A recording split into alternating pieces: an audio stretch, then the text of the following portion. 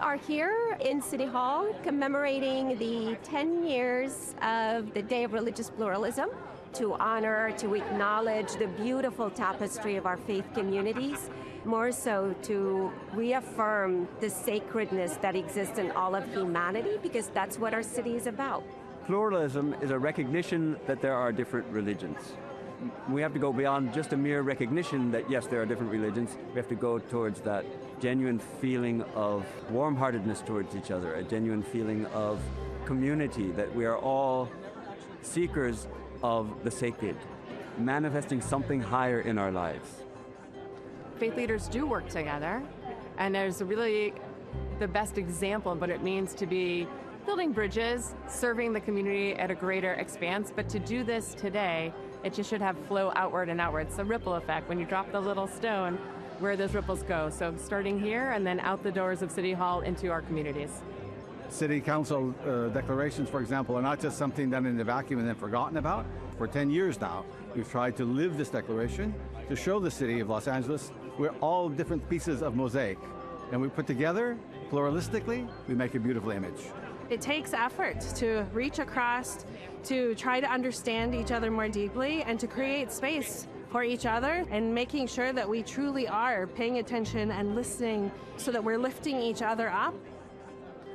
Unfortunately, there are parts, not just here in the US, but different parts of the world where we see religion as a source of violence and sectarianism, when in fact religion is a source of love. And that's why this is really important.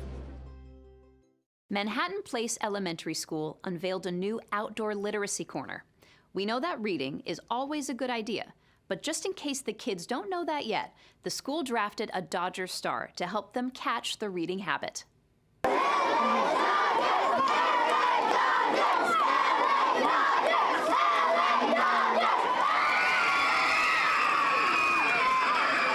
Today we are celebrating our partnership with the LA Dodgers and the Will and Kara Smith Foundation.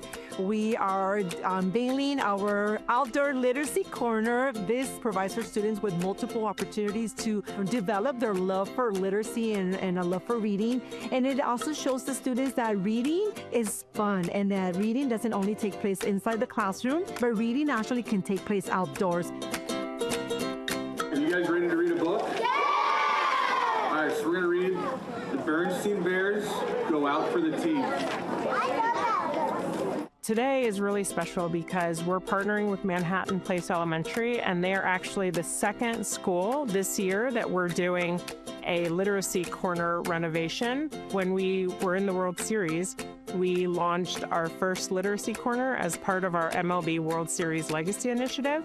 And we did so in partnership with our catcher, Will Smith, and his wife, Kara, and their foundation, Catching Hope. So all four organizations came together, and we committed to doing 3 unveilings during the 2025 season, and this is the second of 3. She called for the ball, had second, and declared him out. He made a big fuss, but she pointed out that those were the rules.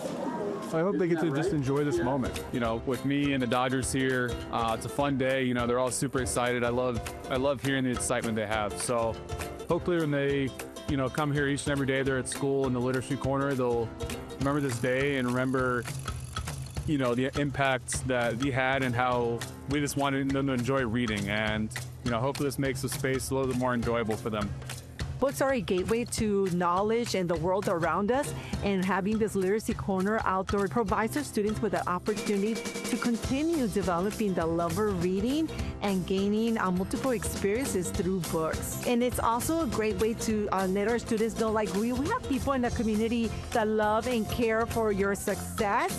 And that's why we partner with people like Will Smith and his foundation, just to show our students, like, you matter, we see you, we hear you, and you are important. Will, go!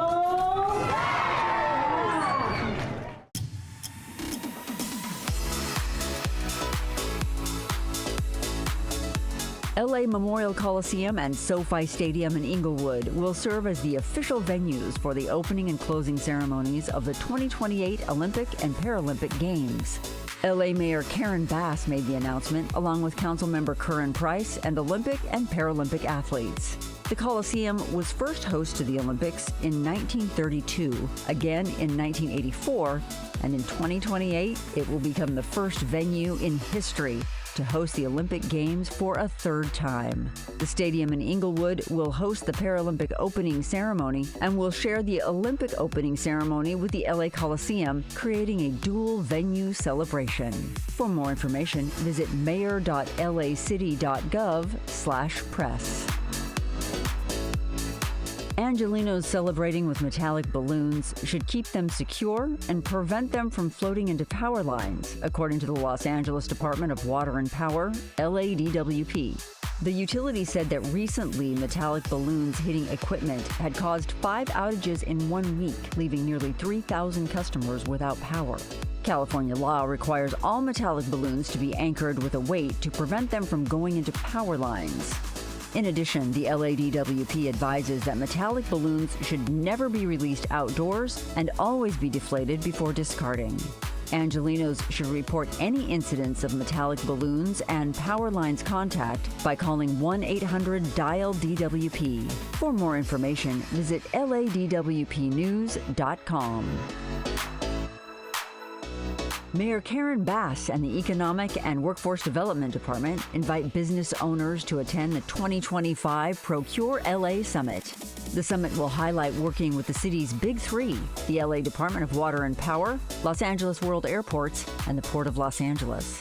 Attendees will gain insight into accessing capital and procurement opportunities for upcoming major events like the World Cup, the Super Bowl, and the 2028 Olympic Games. According to Procure LA, the summit will include networking with over 30 government agencies and prime vendors, training workshops, and on-site support from its team. The 2025 Procure LA Summit, working with the Big Three, takes place on Thursday, May 29th, beginning at 8 a.m.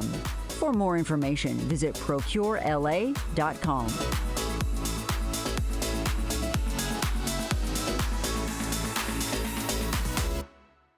Whether sworn or civilian, Asian American representation has grown in the ranks of LA's police department. At a recent cultural celebration, the department gathered to celebrate all that makes Asian American, Native Hawaiian, and Pacific Islander Heritage Month a special occasion. I'm here and honored and thrilled again to come back to MC the LAPD AANHPI celebration. As we know, we're in Asian American, Native Hawaiian, Pacific Islander Month, and this is just a wonderful event that the LAPD hosts each and every year. Along with LEAP, that's short for Law Enforcement Association of Asian American Pacific, we have the Korean American Law Enforcement Organization. We're co-hosting this event.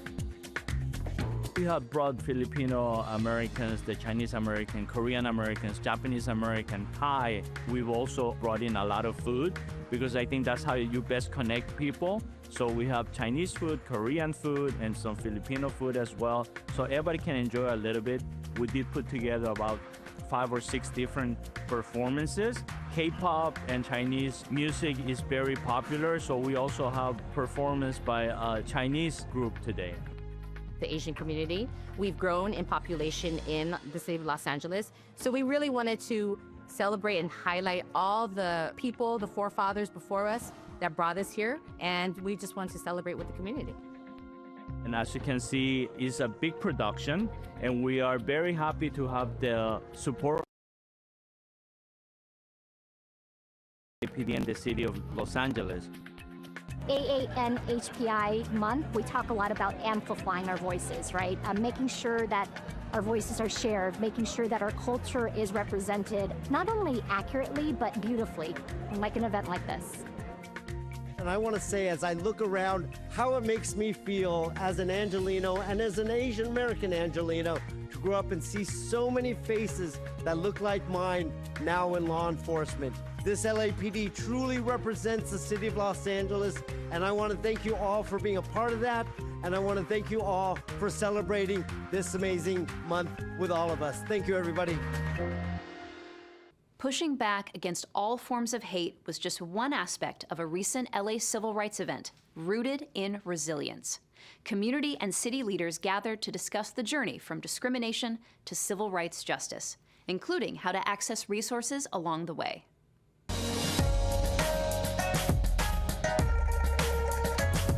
We are here in the historic Little Tokyo, in the heart of downtown Los Angeles, at the Japanese American National Museum, discussing all things about Asian American and Native Hawaiian and Pacific Islander Heritage Month. The name of the event is Rooted in Resilience. We have a diverse lineup of speakers from the community, from the city of Los Angeles, discussing what makes Asian American communities so unique and why our voices matter.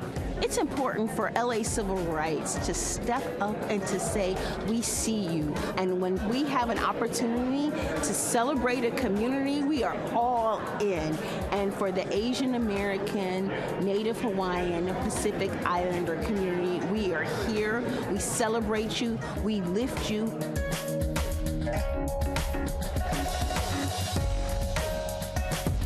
LA City has a rare tool that only a handful of cities across the country really have. We're able to access civil rights justice at a local level.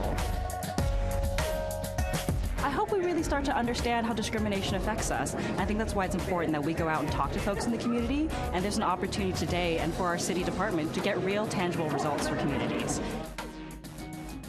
One of the topics of tonight's discussion is how our Asian American community partners and stands in solidarity with other diverse communities, whether during COVID, when there were attacks against our community, especially our seniors and women, but also we stand in solidarity with the Jewish American, the African American, all communities where we push back against all forms of hate.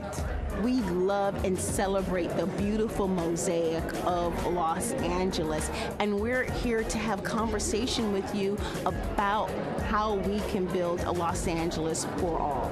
I think the most important thing right now for people to learn about the LA Civil Rights Commission is that we are able to take complaints online, telephone, in person, and the wonderful thing about our online resource is that it is available in over 80 languages, and if you call by telephone and we have someone answering who does not speak your language, we will find someone so that you can get the language access that you need.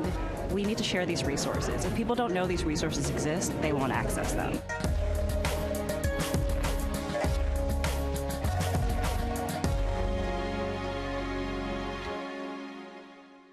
The city of LA designated historic Filipino town in 2002, and 22 years later, Baryo Hi-Fi came on the scene.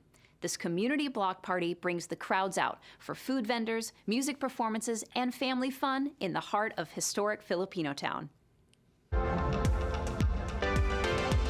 Today we are here in historic Filipino town celebrating Baryo Hi-Fi, which is an incredible celebration of different nonprofits, foods, and community leaders coming together to celebrate the Philippine culture.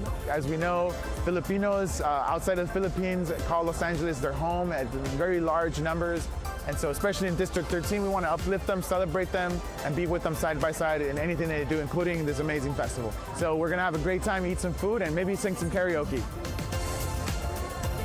Baryo Hi-Fi is a grassroots community-led festival made by Filipino Americans. This is our second annual festival. We expanded it 2 extra big blocks. So we have 20 food vendors this year. Compared to last year, we had 10. So every year, I feel like it's expanding, it's growing. This festival is great. I mean, there's a lot of vendors. The vibes are great. Being Filipino, there's a great sense of community here. Makes me proud to be a Filipino. I grew up in the Philippines, and so I've missed my country very much, and it feels like home. Being here feels like home. It's the closest to home that I've felt. You know, the Filipino community is so welcoming and filled with fun and love, and putting together an event like this with so many people and so many amazing Filipino businesses is really special to us, and we feel really, you know, honored and grateful to be able to host something like this in historic Filipino town. Come and visit Baryo Hi-Fi.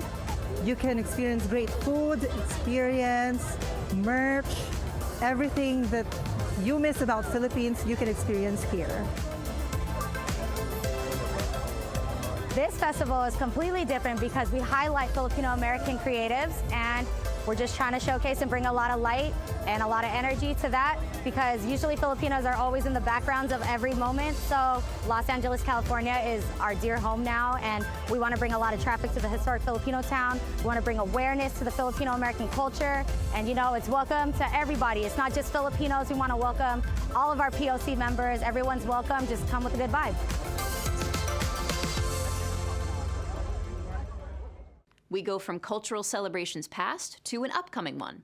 The 3rd annual June Jubilee at Downtown Central Library will be a community celebration of Black excellence. And we got a sneak preview of all that's coming up.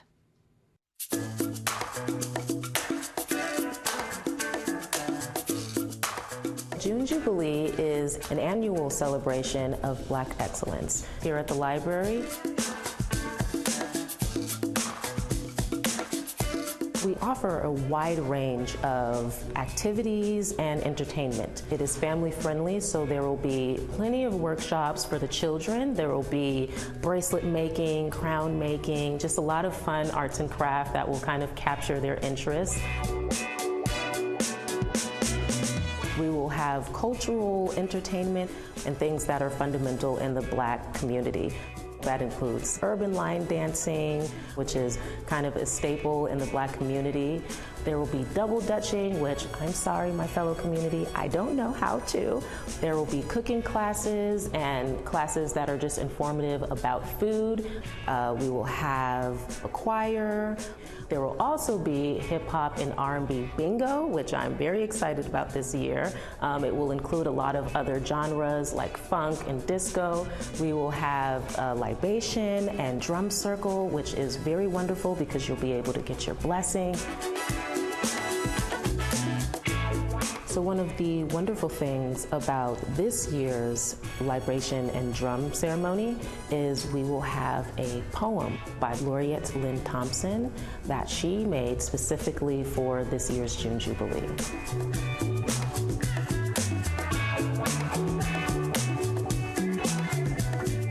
It is important that the library puts on events like this that celebrate different ethnicities because, one, we are the Central Library. We are a hub of various ethnicities. We want everyone to feel included. We want everyone to feel welcomed. That is one of our big mottos coming into the library, that everyone is welcome. So it's very important that, especially in the city of Los Angeles, that everyone is able to come in and not feel left out and not feel unseen. This festival, yes, celebrates the Black community, but in part of celebrating the Black community, we are so welcoming to everyone. We want everyone to learn about us. We want everyone to see how we celebrate, to see how we love, to see how we dance and sing. So please don't be hesitant about coming out. So the June Jubilee Festival will be happening here at Central Library in Los Angeles on 5th and Flower. It will happen June 14th, which is a Saturday at 9:30. It is free. It is completely free. You can find additional information on our lapl.org/June Jubilee website, or you can visit any of our social media platforms. In this week's feature story, the city of Los Angeles is the only city in the U.S., so far, to celebrate Hapa Day. It's a day that affirms life's rich tapestry and uplifts those who don't fit neatly into one particular box.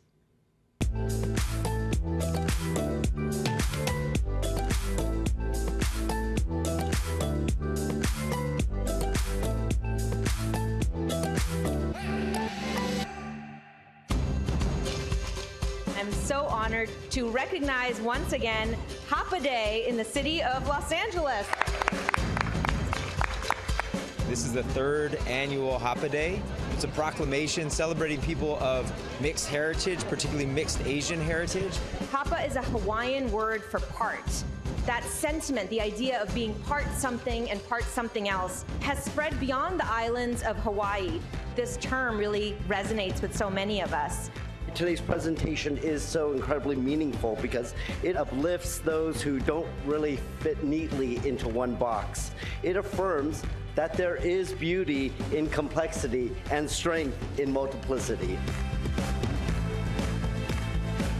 People came from many different walks of life, and Hapa, we stand for unity and embracing everyone. It's a complicated time in America to be a person of mixed race heritage. This is a sign that we reject that premise, that diversity is something to be feared. Diversity is American.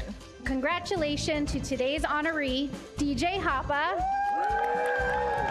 I stand on the shoulders of those who have come before me, especially the previous generations who fought to pioneer Hapa Day in Los Angeles. And thank you to the city of LA for being at the forefront of honoring our Hapa heritage. Can we make some noise for the city of LA? This is the first and only city right now that recognizes Hapa Day. This is designed to be inclusive. The DJ rig is designed to be inclusive. We've got a source on side A and a source on side B. So we could have a Kendrick Lamar song on side A, and we could have an Earth, Wind, and Fire song on side B, right? We can make that happen through this. The first thing and the second thing are beautiful on their own, but also beautiful is the third thing that can come from the mixture of both of those.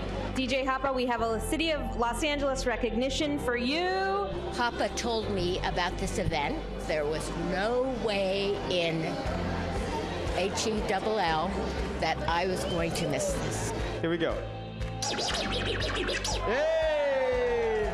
All right, DJ Raman. I just think that my parents' generation, but not my parents, oh no, you have to keep it pure. If you are Irish, you marry Irish. If you're whatever, you don't leave your tribe. But excuse me, we are in America. I think people came here for a reason. They didn't want to be kept in whatever box they were born into. It wasn't until 1967 the Supreme Court had a case, I think it was Loving versus Virginia, and that is what changed all of that from a legal perspective when it came to the states of allowing interracial marriage. And that's so crazy. The world and the powers that be tell two sets of people you shouldn't be able to get together, and we're going to make laws so you can't get together. Not only do you get together, you make up a tribe and create a whole movement behind it. And so that's the spirit of resistance that is so Los Angeles and so Hapa. So thank you for that, and a big round of applause to everybody who's a part of the Hapa movement. Thank you. In this week's Things to Do, sign up to help shine up parts of LA. We go to a one-stop shop for youth resources and enjoy a zero-waste open house at LA Sanitation. All this up next on Things to Do.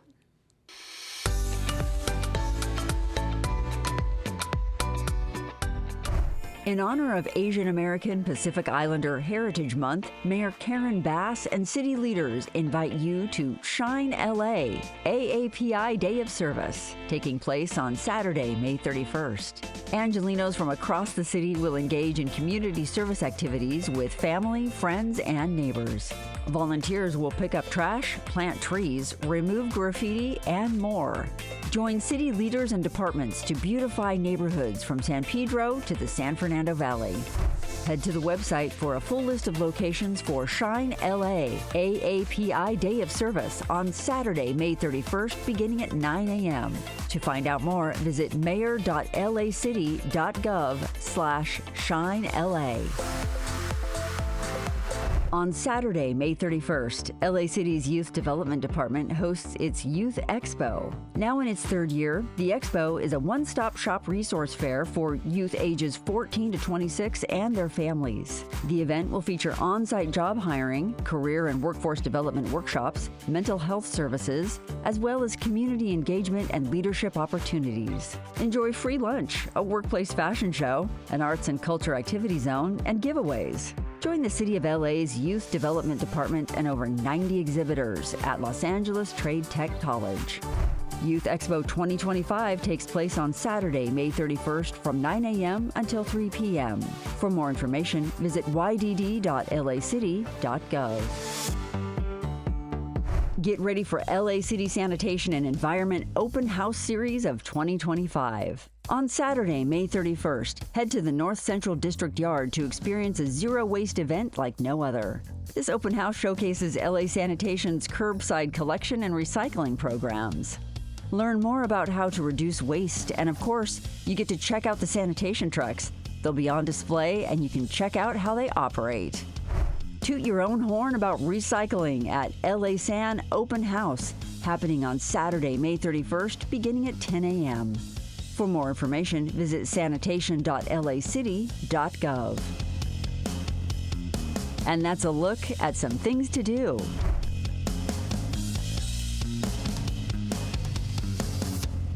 And that's all for this week. I'm Susan Huckle, and from all of us here at LA This Week, thank you so much for joining us. Remember that you can watch us online anytime at lacityview.org. We're also on Instagram, Facebook, X, and YouTube. See you next time for more LA This Week.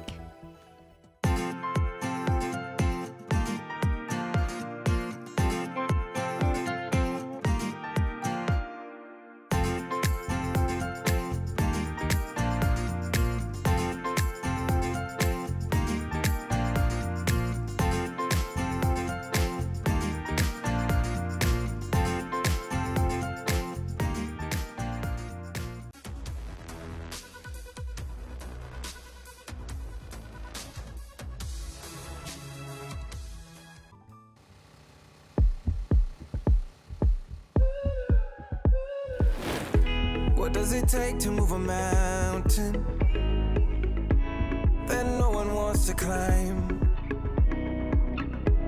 When they tell you there's no answer, how do you change the heart and mind? Can you face the road to freedom when the past is in your way? In the darkness of the night, the future may be hard to find, but I believe that there's a day. All it takes is one good day. All we need is one good day. And I will find one good day. 'Cause all it takes is one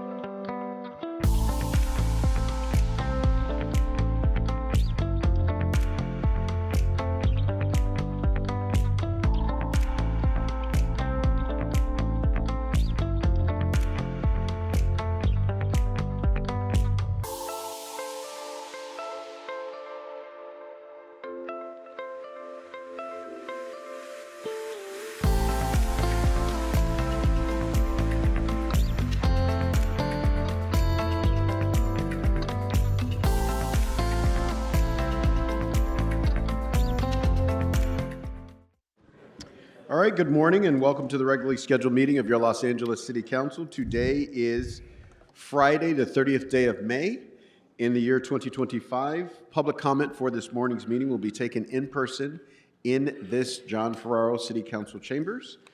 Mr. Clerk, let's begin our proceedings by calling the roll. Yes, Mr. President. Blumenfeld, Harris Dawson, Hernandez, Hutt, Jurado, Lee, McOsker, Nazarian, Padilla, Park, Price, Rahman, Rodriguez, Soto Martinez, Yaroslavsky. 10 members present and a quorum, Mr. President. All right. First order of business. Approval of the minutes of May 28, 2025. Councilmember Jurado moves. Councilmember Padilla seconds. What's next? Combinatory resolutions for approval. Councilmember McOsker moves. Councilmember Price seconds. Let's run through our agenda. Mr. President, there is a request to hold item 2 on the desk. All right, without objection. Items 1 through 3 are items for which public hearings have been held. The Housing and Homelessness Committee report for item 2 is submitted and uploaded to the council file number 23-1022-S15. Item 4 is an item for which public hearing has not been held. The annual budget resolution for fiscal year 2025-26 for item 4 has been submitted and is available online in council file number 25-0600. 10 votes are required for consideration. All right, without objection, those items are before us. Specials members on Councilmember Park. Thank you, Council President. I'd like to call item 4 special for a separate vote. Okay. Any others on this side, Mr. Price? Nothing today. All right, that's good. All right, any on my left? All right, seeing none, what items are available for consideration at this time, Mr. Clerk? Mr. President, the council may now vote on items 1 and 3. All right, those items are now before us. Let's open the roll, close the roll, tabulate the vote. 10 ayes. All right, what's next? The council may now proceed to presentations. All right, exciting morning of presentations to be kicked off by our own Council District 6, Councilwoman Imelda Padilla.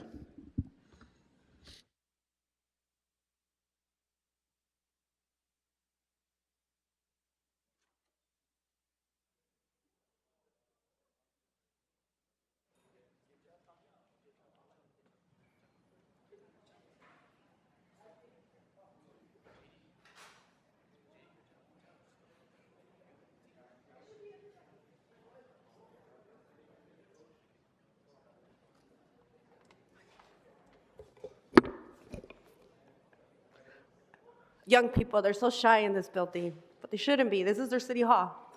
Come on over. Who's your team captain's name? Joe. Joe. Okay. Joe.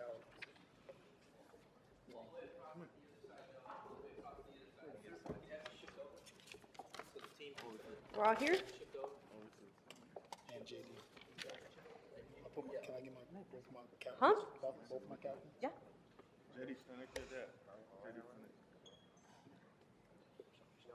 I feel so short today. Love it. Okay. Good morning, colleagues. Happy Friday, honored guests, and of course, to my Poly Parrot family. Today, I have the special privilege of introducing Sun Valley's very own John H. Francis Polytechnic High School boys basketball team. Can we give them a round of applause, please?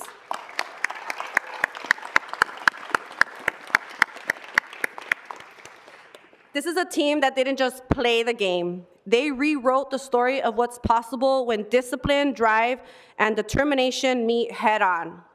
Let's talk about accomplishments. This year, our Poly Parrots soared, becoming Division I city champions, and were the undefeated East Valley League title holders with a flawless 12-0 record. Another round of applause, please.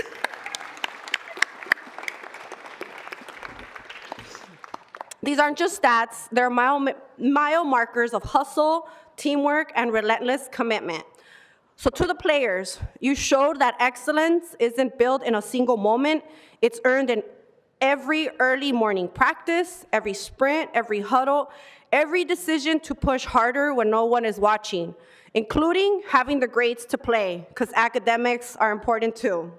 So to Coach Joe Watt, named Division I City Coach of the Year, you didn't just guide the team, you ignited a culture of championship-level confidence, and the community thanks you. And to your son, J.D. Watt, our Division I City Player of the Year, raise your hand. Your leadership on the court set the team for the season.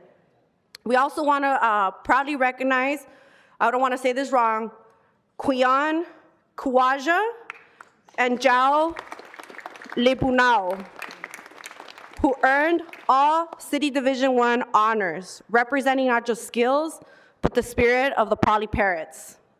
I also want to take some time to mention the principal, oh my God, Mr. Wake, this is a wrong name. I gotta check that out.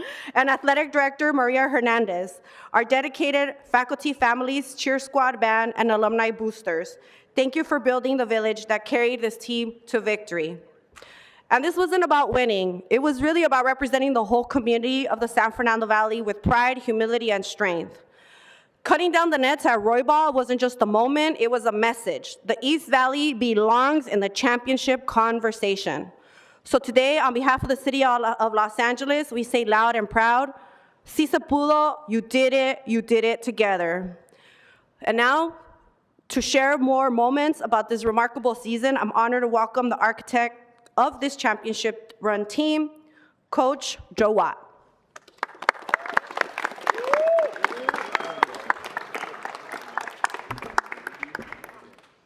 Thank you for having us. We accomplished a lot this year. 2 years just coming to Poly. The parents, the community has been great for us. They accepted me and my son. So we accomplished a lot this year. The team, we got to the championship. It was a great run. We did our thing. We got after it. The boys, they worked hard throughout the season. It was just a great family. We had a great atmosphere. The boys just got after it. So it was a great thing for us this year. So I'm never gonna forget this team. So they're very special to me. I've been coaching over 15 years. So this team is one of my special teams. They're great, having fun. They all hang out together. So that's what made the run that much better.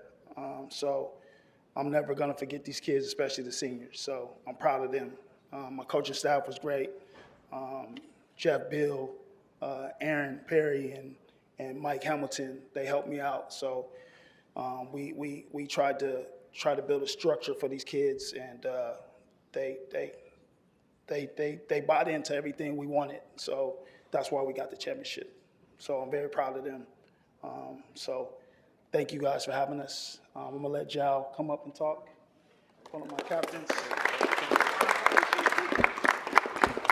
I just want to say is I'm very thankful for my teammates and my coaches, and it was really a hard year, and our coach just pushed us, and it made us this far, and we got a championship, and I really love them, and they're my family, they're my brothers, and that's all I want to say. And we're city champs.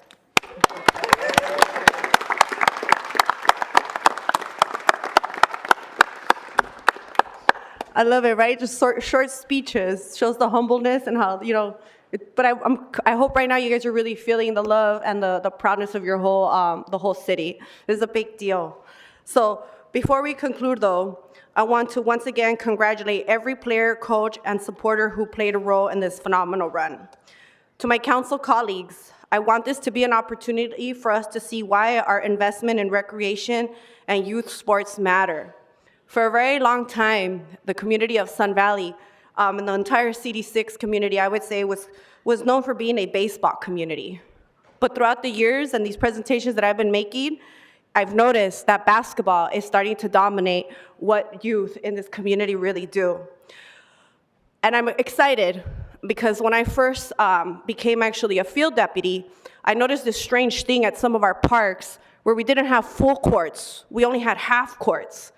I said, what's the point of having a half court? And then I heard that the reason why they do half courts was because LAPD believed that it made it easier to patrol a park. And I was very offended because with all due respect, LAPD, you shouldn't be telling us how we should create recreation for our youth. What if the next Michael Jordan is living in my community and we didn't give them a full court to practice on? That's a problem. So that is something that I am going to work on to improve with our parks. No more half courts, full courts. Do you guys agree? Should we have full courts? No half courts? Full courts, all right. So to our young athletes, may this moment remind you that you are not only champions on the court, but scholars, leaders, role models, and also inspiring us with our work. Thank you again. Thank you for making the parrots look good and the entire San Fernando Valley. Thank you again, colleagues, for giving me the time of this presentation. But on behalf of the City of Los Angeles, we have 2 things for you. This recognition on behalf of the City of Los Angeles to add to your decor for the team. This is for you guys. Thank you. Thank you. And you get a basketball with the autograph of all of your current council members. Thank you. Thank you.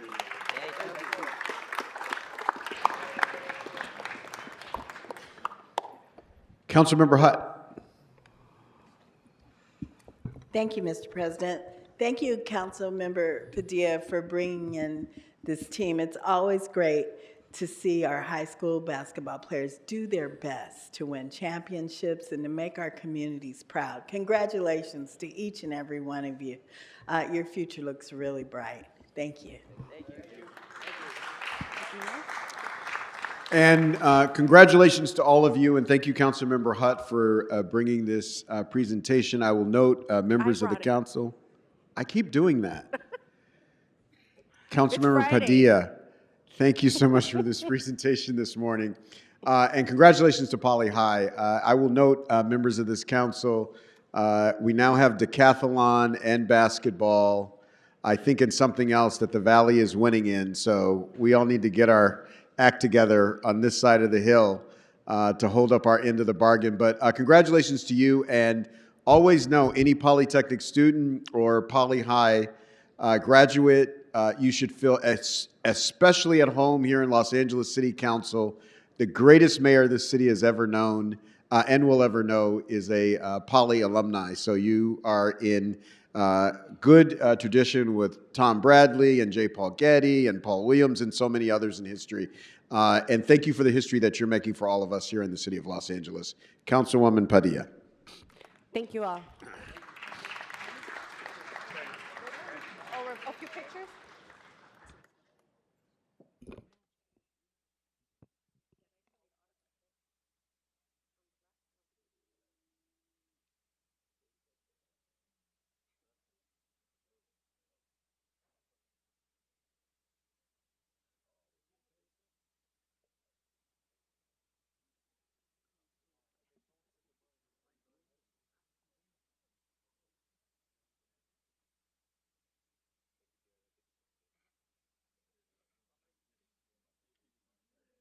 All right, another big round of applause. And our next presentation will be led by Council District 12.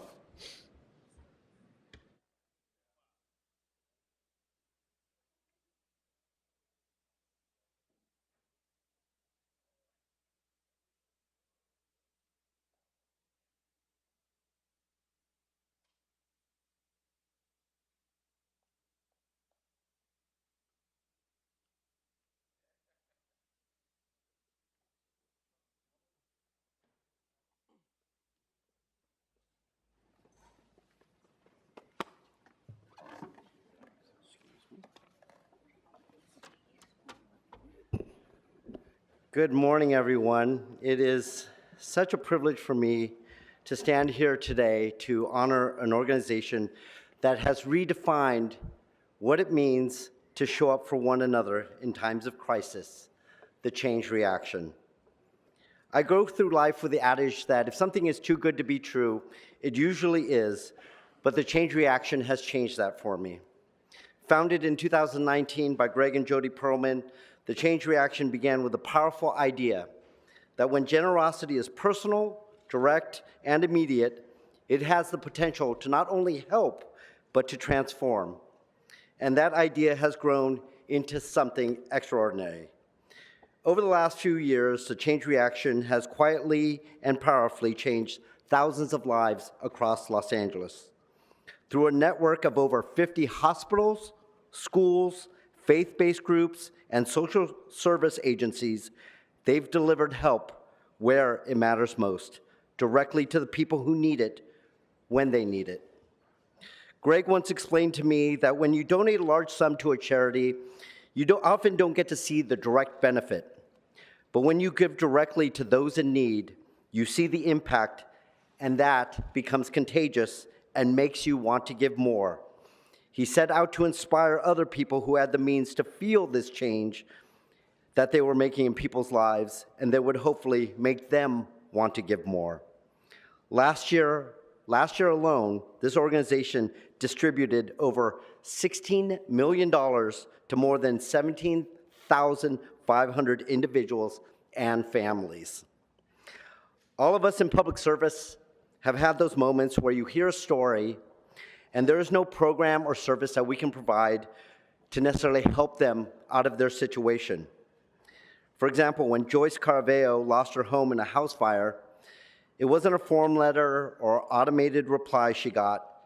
It was a phone call, a conversation, and a heartfelt response that she described as the most touching and sincere gesture she had ever received. Through the Change Reaction, Joyce received an Angel Fund grant and gift cards to offset food costs with absolutely no strings attached. And just down the road in my district in West Hills, Tony Roberts and the team at Kids Club, an essential child care and camp program, were able to stay afloat thanks to the Change Reaction Small Business Relief Fund. Now, these are just a few of the thousands of lives touched by this organization's compassion and innovation, whether it's rent, groceries, transportation, or medical bills. They don't wait for the system to catch up. They step in and they make that difference. The Change Reaction believes that there's a group of working class people who make an income where they do not necessarily qualify for any government programs, but also do not have any type of safety net.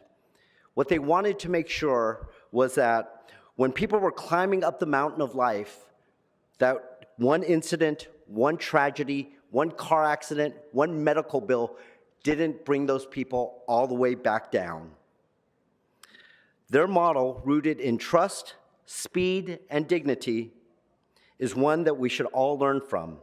And their commitment to our most vulnerable residents has only deepened. In fact, their recent response to the wildfires, they've launched a wildfire direct giving fund with initial $10 million commitment and with a goal to reach $50 million. Not to just homeowners, but to the people that we often discuss in this council chambers, the people who lost their jobs while working in those areas affected by those fires. I believe we have a short video to show just a brief example of the change that they're making in our city. It's really a movement.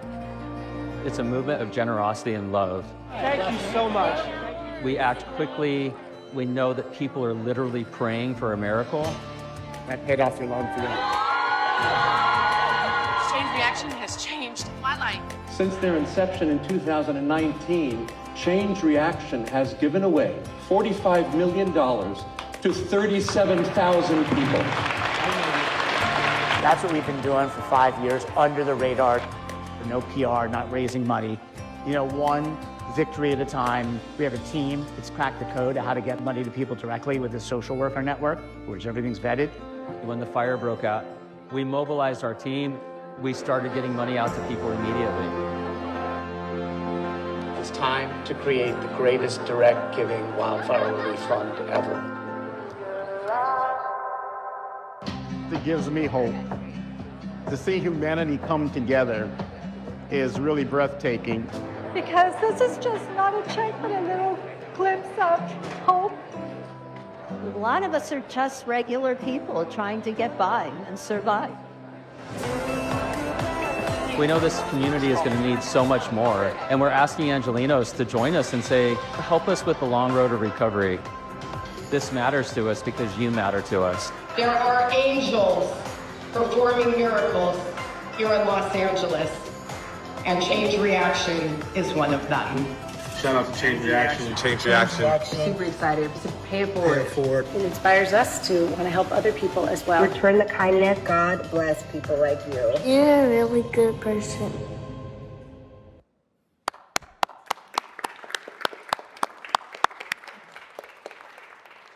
But perhaps the greatest legacy of the Change Reaction is not just the dollars that they've distributed, it's the spirit that they've restored, the belief that generosity should be personal, that philanthropy should feel like a neighbor knocking on your door, not a maze of paperwork and waiting rooms.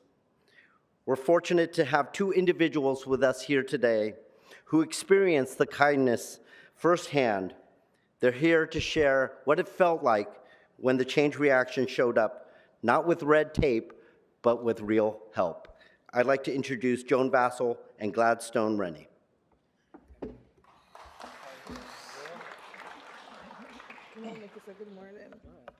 Good morning to all. Thanks for having me here today. It's been tough to have me up here, but I just want to give thanks to Greg and Jody.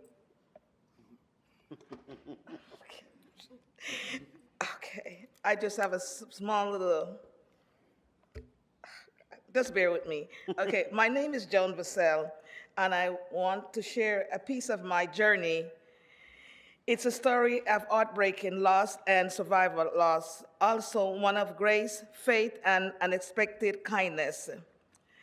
In 2006, while I was taking my daughter to school, I stepped out of my car to adjust the windshield wipers and was hit by a passing driver. It was a hit and run. The driver was never found. That single moment turned my world upside down, physically and emotionally and financially. By 2009, I truly felt like my life was cursed because of recklessness, financially decision made by my then husband without my knowledge. We lost the family home that had been with us for over 30 years. That broke me in ways I can't describe. No longer then, in deep abuse relationship that deepened my depression, I did have strength to leave at first, but when I finally did, I found myself in a deeply hole. I was the financial provider, so indeed, up paying alimony to a very man who had mistreated me and helped tear my life apart. I lost my job, the boss who believed in me passed away, and the new management fired me under the excuse change in direction soon. I was scammed. Out of $40,000, I had money I was going to use to restart my life. Real estate agent promised to help me buy an investment property and disappear with everything. Just bear with me, okay? And then in 2022, unexpectedly, hardship I lost all my mother. She was my best friend, my North Star, my guide. She lived to be 104 years old, and my whole life were near apart. Her passing left a silence in my soul I did not know how to feel. Then the fire came. My home was full with smoke. My furniture ruined. My car destroyed. Didn't know how much I could take. My son told me to check out the church nearby that was helping families. I went not to ask for help, but to volunteer. I figured if I couldn't save myself, maybe I could help someone else. That's where I met Ariana, the Chain Reaction.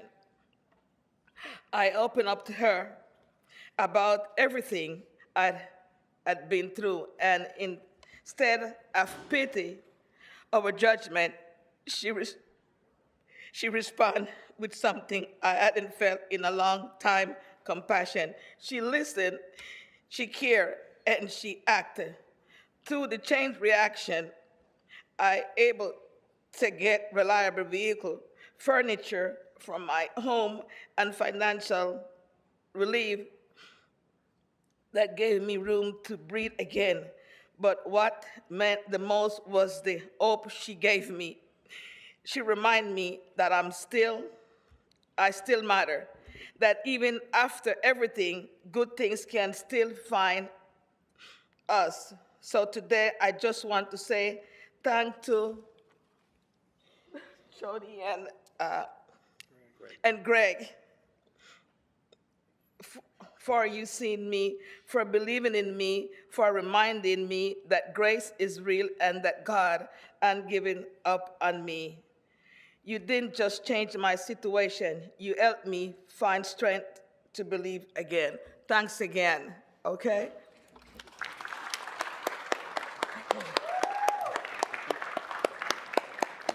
Yes. Thank you. My name is Gladstone Rennie. This is my mom. That was a lot for her, so I really applaud her. That she's been through a lot, as you could hear through the story. And I just wanted to share that not only did the Change Reaction help my mother out, for myself, I was born and raised in Altadena in Pasadena. I went to elementary, junior high, high school, all in that area, and just to see it just turn overnight into just dust and ashes is just unbelievable. And being that I was able to build a small business in the city that I grew up into, it meant a lot to me. All the people from the community, the neighbors, my friends, my family, we all grew up and they were able to work with me. I have a maintenance and construction company, and as you imagine, like everybody that I work with, their homes are gone now. There's basically everything that I worked for was gone, and in the fires, all my equipment, all my tools, everything burnt up.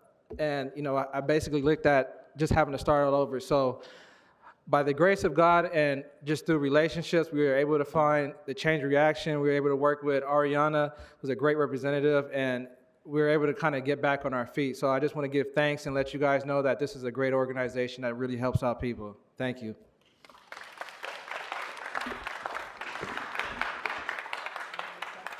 Colleagues, I've never met two individuals that have given so much but expect nothing in return. In fact, they don't want the credit. I've had to fight Greg sometimes to try to take some credit for what they are doing in our communities. They want the people who are already in the business of helping people to give those people the ability to say yes when too often they have had to say no. They keep on giving, not to just see the impact that they're making on the individual, but from the individuals, the change agents, as they call them, who are some who are standing behind me, who are part of an organization who share the story with them of how it made them feel when they were actually able to help someone because of one of their programs. I have felt this firsthand by their help throughout the years of being in office. So on behalf of the City of Los Angeles, and especially the residents of Council District 12, I want to thank the Change Reaction for everything you've done to support my community and so many others throughout the region. You've helped people get back on their feet, you've helped keep small businesses alive, and you've done it all with humility, heart, and an unshakable belief in the power of kindness. Greg and Jody, I just want to say thank you to you, to your team, your partners, and everyone who has contributed to the mission. We are grateful, we are inspired by you, and we are better because of you. Colleagues, I'd like to introduce you to the founders of Change Reactions, my friends, Greg and Jody Perlman.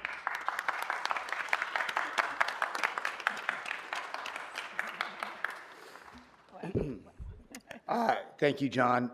He's right. We didn't even want to be here. It's nice to meet all of you.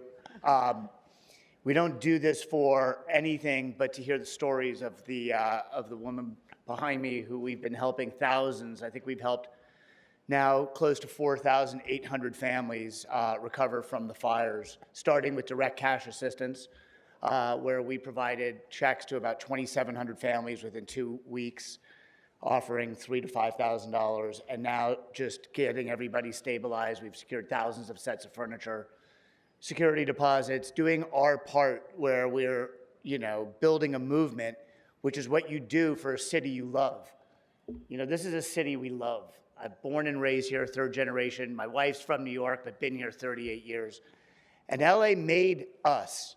LA made so many people. I tell people all the time, I was making a joke at one of the events in Altadena. I said, I wouldn't be standing here giving away this kind of money if I was born in Wichita, Kansas. No offense to Wichita. This is what this city made so many of us and made world famous people, success beyond imagination. And so we just decided that we had to step up and give back. We didn't just decide it for the wildfires. We've been doing it since 2019 and helping close to 75,000 people. And, we just felt that to step in and show the city this kind of love and get this sort of response. To be able to provide this woman the money that we did and get these responses, we have 28,000 thank you notes to tears. And that's what it's all about. And there's nobody like John Lee.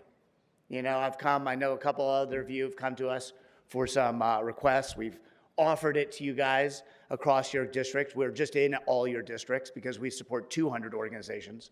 And John comes to us on a weekly basis. Hey, this teacher had an issue. Can we give her a check? This family lost their home.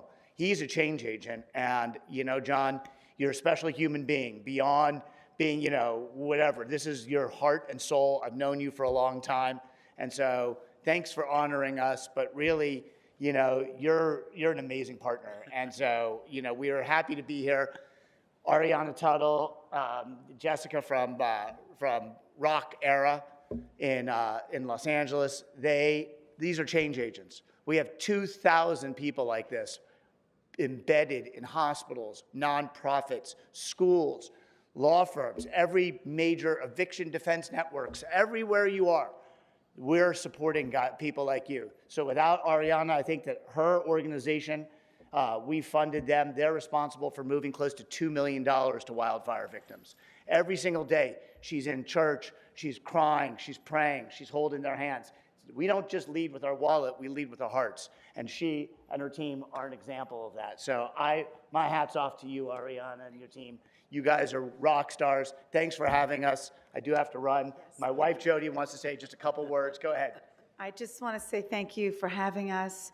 We love what we do, and we're just going to keep continuing to do it every single solitary day. So thank you so much for having us today.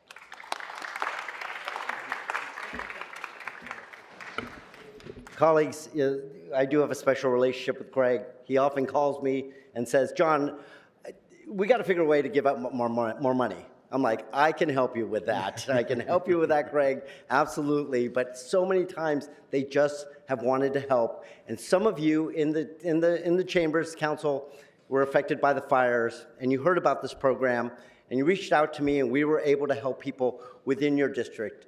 When something like the fires happened, we stopped thinking just provincially. We started thinking about the whole city as one. And I want to introduce you to the two people who helped make those checks happen, to the gardeners, to the housekeepers, to the people who worked in the markets, to the people not necessarily who lost their homes, but the people who were directly affected by the fires from the loss of their jobs, people we talk about every single day in these chambers, and these are the two people behind it. So thank you, colleagues. Thank you for allowing me to honor these two amazing, special people. Yeah, you got a handful of speakers on the queue, as you might imagine. Let's begin with Councilmember Park. Thank you, Council President. And Councilmember Lee, thank you so much for bringing Change Reaction here today so that we would have the opportunity to acknowledge and honor them. But thank you also for bringing them into my life and the life of thousands of residents of Council District 11. Wade and Greg and Jody, the event that you held on the West Side in the immediate days after the Pacific Palisades fire was actually one of the very first moments that people were coming together in person in the same place.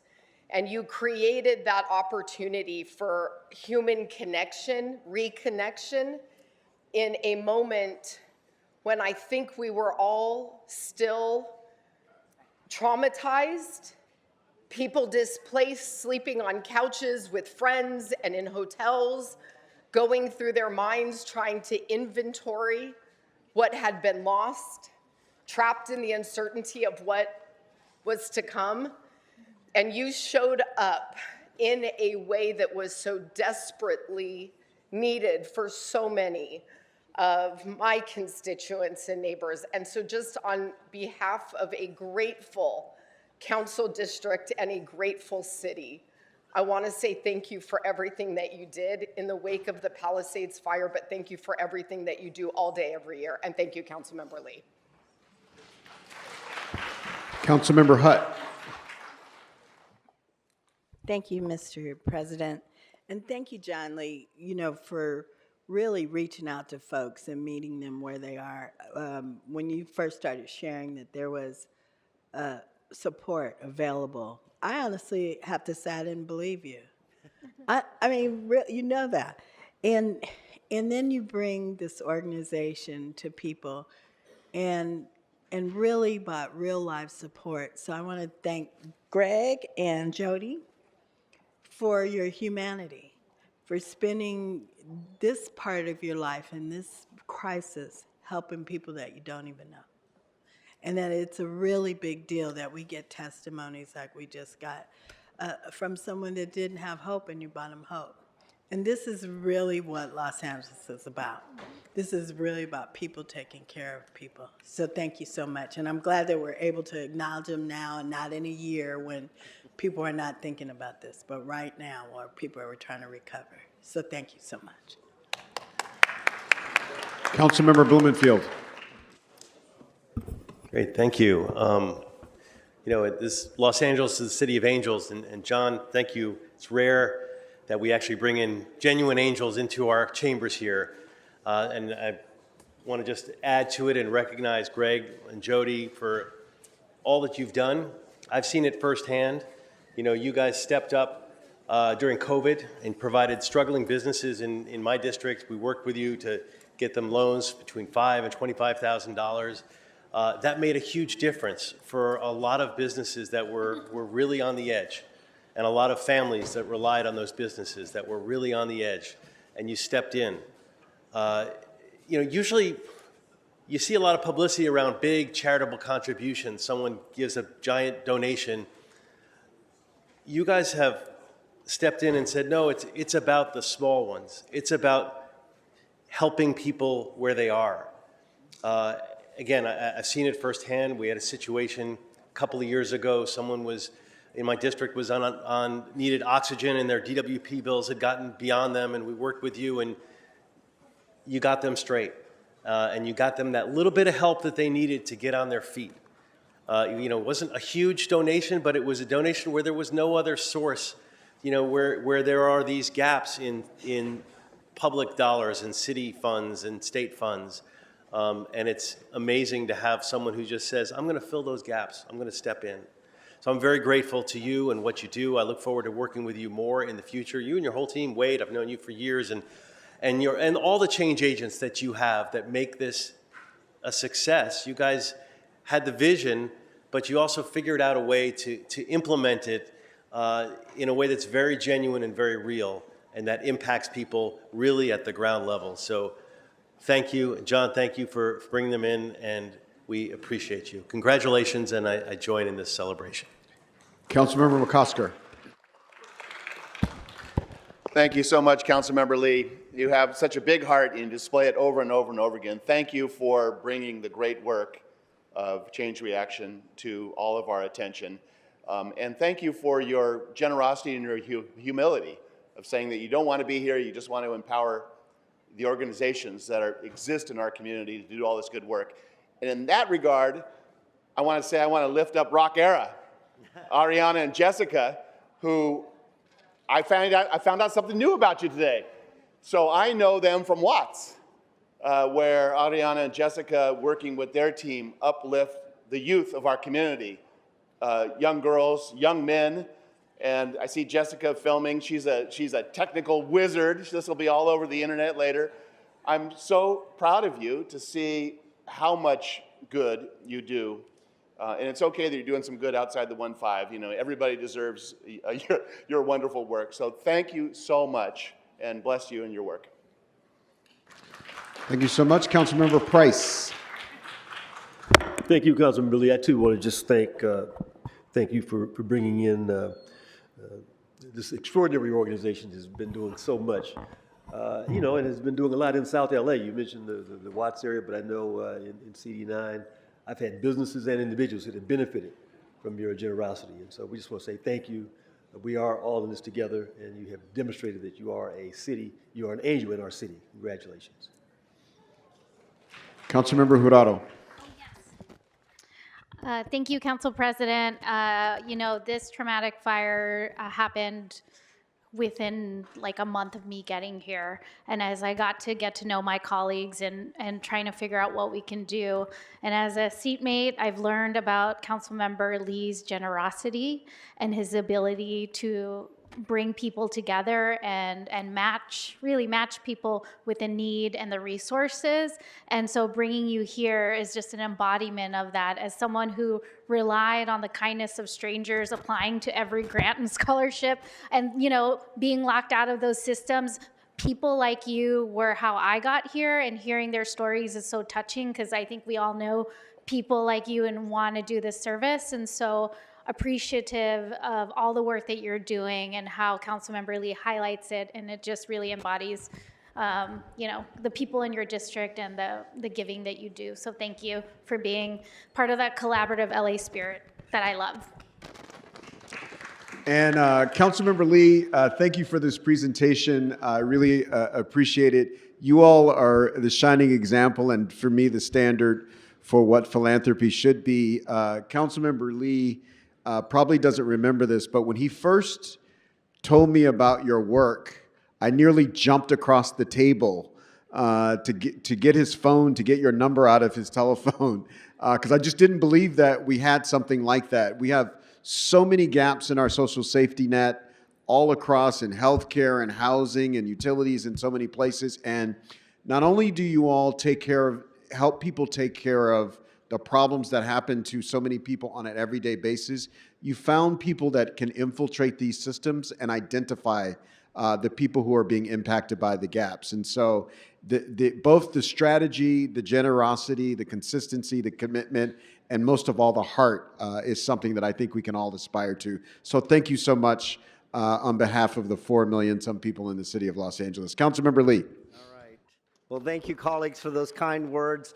You know, there's organizations and people that you know about that they've helped in your district, and I promise you there are thousands of more that you don't know about, just through the generosity of these two amazing people. So Greg and Jody, on behalf of a grateful city, and I want to present this resolution to thank you for all the amazing work that you do. It's just a small token of what we can give you to show you how much we appreciate all the incredible work that you both have done. So thank you much.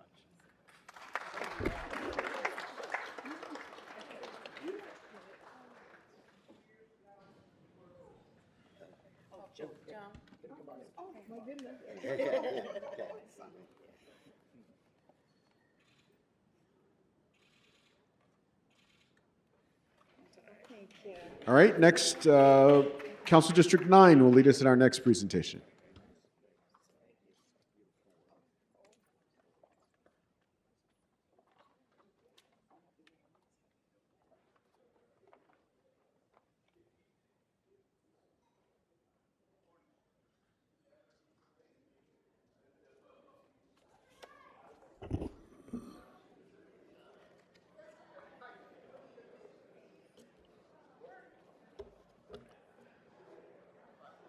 Good morning, colleagues. To the Councilor Corps, our special guests, honorees, and friends, I'd like to welcome you to our celebration of Africa Day here in LA City Hall. Yes, a round of applause. Africa Day, established on May 25th, 1963, memorializes the founding of the African Union. The African Union is an organization that represents the continent and its population of 1.5 billion people. And as we gather here to celebrate Africa Day, we're not only honoring a date on the calendar, but also the heart and soul of a continent of resilience, beauty, deep history, and unstoppable potential. Africa Day holds significance because it's aimed to promote unity and solidarity. As African nations embrace the similarities and differences they share with their surrounding neighbors, they also come together to find solutions to common challenges as they work towards fostering sustainable developments and peace. Africa Day celebrations occur throughout the world, in Europe and in the U.S. In the U.S., for example, in California and San Jose, there's a big celebration. UCLA, Fowler Museum did a big event. And today here in City Hall, for the third year, we are celebrating Africa Day in City Hall. And although our Honorable Mayor, Karen Bass, couldn't be with us today, we are pleased to welcome her Chief of Staff, Carolyn D. Webb DeMarcasis, to share some remarks. Carolyn?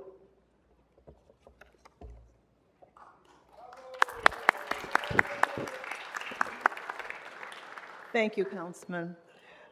Good morning, Council President, members, and honored guests. I'm pleased to be here to represent the mayor on this important occasion. And I want to begin by thanking Councilmember Curran Price for leading this important recognition of Africa Day and for his unwavering commitment to uplifting the African diaspora communities in Los Angeles. Today, we recognize the 62nd anniversary of Africa Day, a day that commemorates the founding of the Organization of African Unity in 1963, now known as the African Union. We are honored to have strong and growing diplomatic relationships and ties with African nations, represented here today by several members of the African Consular Corps. As I call your name, if you would just stand to be recognized. Please join me in welcoming and recognizing our distinguished guests. Ambassador Eldin Mohammed Ahmed Ali, Consul General of the Arab Republic of Egypt. Mr. Ezra Chiloba, Consul General of the Republic of Kenya. Ms. Venita Smith, Deputy Consul General of the Republic of South Africa. Mr. Jordan Jose Maria Garcia, Honorary Consul of the Republic of Guinea. Ms. Mam Tukule Ru Imbe, Honorary Consul of the Republic of Senegal. And Mr. Derek Asidou Akrofa, Honorary Consul General of the Republic of Ghana. Welcome, each and all. Thank you for your service, your leadership, and your dedication to strengthening the relationship between your nations and our great city. Africa Day is more than a ceremonial moment. It's an opportunity for us to reflect on the past, to honor the resilience of African people, and to deepen our partnership across the continent. Mayor Bass and the City of Los Angeles remain deeply committed to strengthening ties with the African diaspora and fostering meaningful partnerships with African nations through trade, through cultural relations and exchange, and to people connections that reflect our shared values and global vision. On behalf of the City of Los Angeles, thank you again to the African Consuls General and Honorary Consuls for your continued partnership. And thank you to Councilmember Price for making space to celebrate this important moment. Happy Africa Day all. Here's to celebrating heritage, unity, and progress, and to continuing the work in building a stronger and more connected Los Angeles together.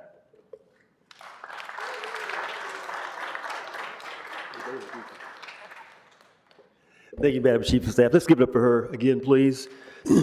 Also, I see the Mayor's Office of International Affairs is in the house. We want to thank them for their support and assistance as well. So what is the importance of Africa to LA, you ask? Well, First of all, the African continent is part of the world that we all should know better. Africa has some of the fastest growing cities in the world. Today, the continent makes up 18% of the total world population, with a yearly growth rate of almost 3%. By 2050, Africa's population is expected to nearly double to 2.5 billion, meaning that 1 in 4 people on Earth will be from Africa. Additionally, by 2050, Councilwoman Hutt, I will be 100 years young in that 2050. But in 2050, Nigeria's population will increase by 5 million annually, and it's projected to become the world's 3rd most populous country, surpassing the United States. With an area surpassing the combined size of China, Europe, India, and the US, the continent offers extensive and varied opportunities for economic partnership. And nevertheless, although Africa has many opportunities, it is unrepresented in trade and investment activities here in the United States and in Los Angeles. African countries account for less than 1% of total Los Angeles goods exports and less than 1.5% of total goods exports in the US. The City of LA recognizes the potential in enhancing economic and cultural ties with Africa, but additional efforts are required to realize this potential.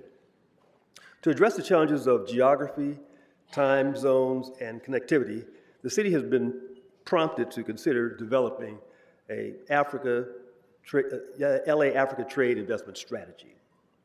In 2024, in fact, the Mayor's Office of International Affairs, supported by the Carnegie California Institute, conducted listening sessions with the African diaspora here in LA who have established and emerging contacts and commercial ties to various sectors of the continent. These stakeholders and others identified opportunities, goals, and actions the city and its partners could take to enhance economic and cultural connections between Los Angeles and regions in Africa.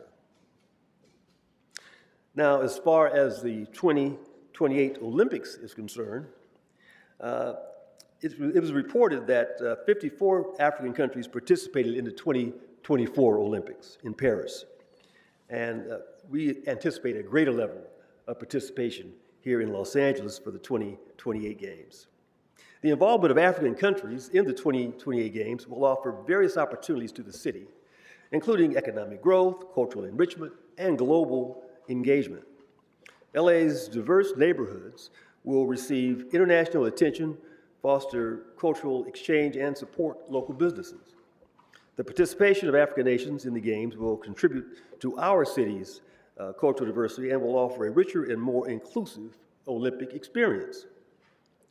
In anticipation of the upcoming World Cup in 2026 and the Olympics in 2028, an initiative called Africa World has been proposed by several parties. As envisioned, Africa World would be a dynamic marketplace, both indoor and outdoor, created where people of all ages can engage with art, food, music, exhibitions, and of course, soccer, and more. This initiative aims to establish a hub in South LA to celebrate the diverse cultures, innovation, and talents from across the continent. Africa World, as proposed, intends to serve as a bridge between different communities, providing a transformative space where residents of Los Angeles and visitors can immerse themselves in the rich culture and heritage of Africa. Involvement of African countries in the 2028 Olympics, I think, enhances LA's global profile, strengthening our diplomatic ties, and showcases our city as a hub for international partnerships beyond the Olympics. And with all that being said, these opportunities need to start happening now, especially as our city approaches the global stage for the World Cup and the Olympics. Today, we acknowledge Africa Day by honoring a dedicated business professional, a nonprofit organization, and a former athlete turned entrepreneur. They represent the essence of what Africa Day aims to celebrate. solidarity, and collaboration in the diaspora. For our first honoree, please help me welcome the President and CEO of Global LA, Mrs. Terry Batch. For those of you who don't know, Global LA is a public-private partnership dedicated to promoting LA's diverse businesses around the world and highlighting opportunities for direct foreign investment here in LA. Terry has extensive experience guiding trade missions and trade events and providing activities really for entrepreneurs and businesses all over the world. She travels and has been an effective advocate for encouraging investments in Los Angeles. And we bring you Terry Batch.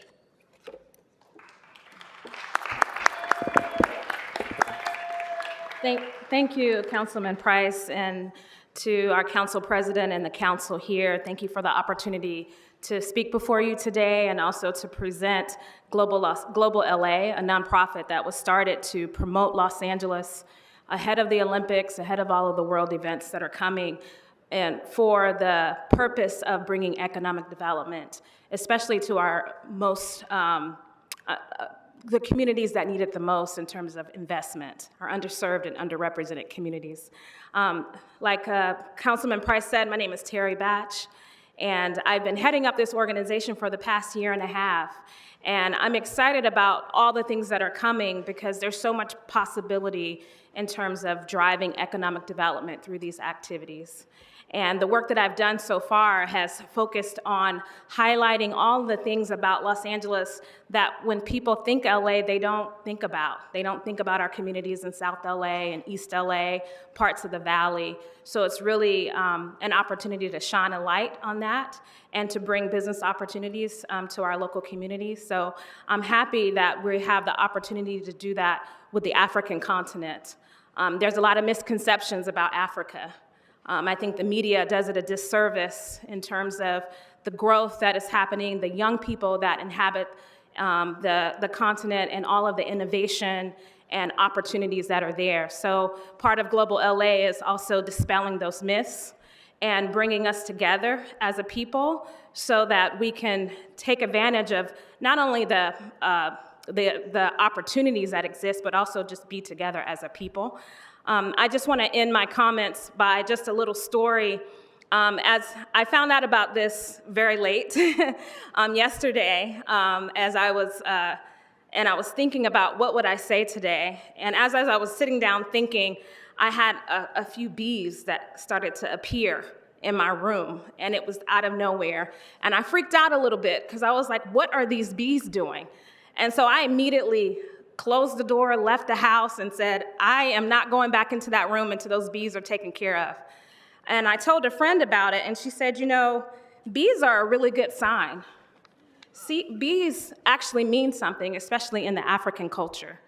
And I'm sure my colleagues from the Consular Corps can back me up on this, but the bees stand for our ancestors. And so having the opportunity to stand before you today and talk about Global LA and talk about the potential opportunities, I know that our ancestors are watching, and this is a great opportunity for us to come together and be as one. And I also just wanted to say that in relation to bees, there is symbolism across many cultures, and the common theme is hard work, cooperation, and also the power of small actions to achieve great things.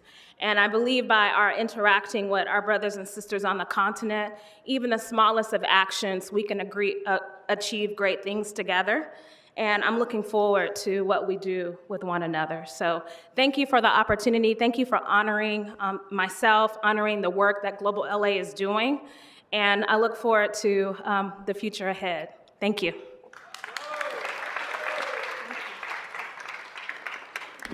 Thank you, Terry, for being there. All right. Africa's workforce is expanding rapidly, and it's characterized by diverse, innovative entrepreneurial skills. I'm proud to next honor the U.S. Africa Institute. This is a nonprofit organization that has partnered with my office and others to bring college access programs, mentorship programs, academic support programs directly to youth in South LA. In addition to youth programming, the Institute also partners with a range of stakeholders, including governmental and non-governmental agencies, to promote democracy and public diplomacy. Please join me in welcoming Dr. Thaddeus Jubilee, founder and president of the U.S. Africa Institute.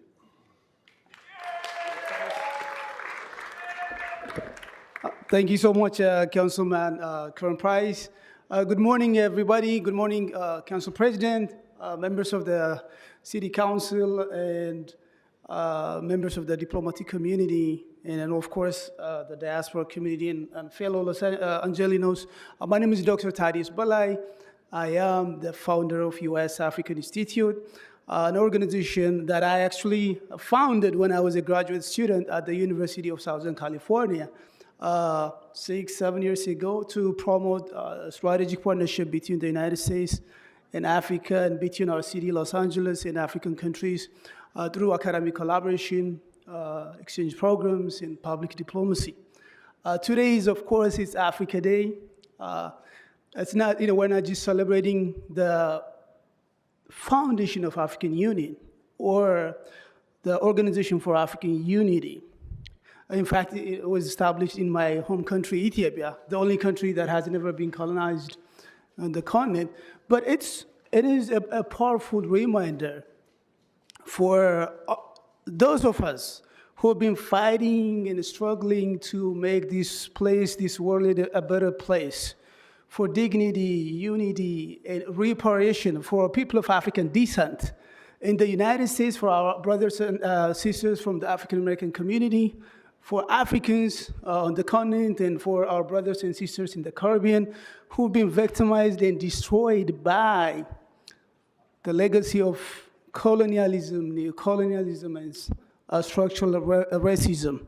And I wish our mayor was here today, and she's a champion of a trade relationship between the continent of Africa and our city and our country. When she was at Congress, she's done such a great work in terms of promoting a relationship between our city and our country and with African countries. And then, of course, Councilman Price, he's been intentionally engaging the African diaspora community to empower us, to uplift us, to provide resources to our communities. We appreciate you, Councilman Curran Price. In Africa, we say Ashe and Ubuntu. I am because we are. That's exactly what we're celebrating Africa Day today. Africa Day is all about bringing unity and bringing everybody together as a human family. So that's why we're here today to celebrate Africa Day. So Africa Day is not just today, it's every day. It's all about bringing every one of us together as a community. As we come from different countries, and also it's all about fighting for social justice for those who are struggling or are on our streets, for those who are seeking asylum and protection, and for those immigrant communities and refugees in our city. And I appreciate this honor, Councilman Price, and all of you here, our city council members. Thank you so much for this honor, and happy Africa Day. Thank you. We're going to be presenting our honorees with flowers and other accolades in the back after the program. Last up is our third honoree for the day, Jack Kobrou-Leitois, founder and CEO of Silverback Coffee Company in Rwanda. Named after the endangered gorillas, Silverback Coffee, founded in 2008, imports coffee beans and tea directly from the fertile fields in Rwanda and shipped here to the U.S. for processing, distribution, and sale. Silverback Coffee also donates a percentage of its profits to organizations that build schools and provide services to widows and orphans. In addition to partnering with the government to improve the care of wildlife, it works to make sure that natural resources are available. Again, let's welcome Jack to the podium. Jack?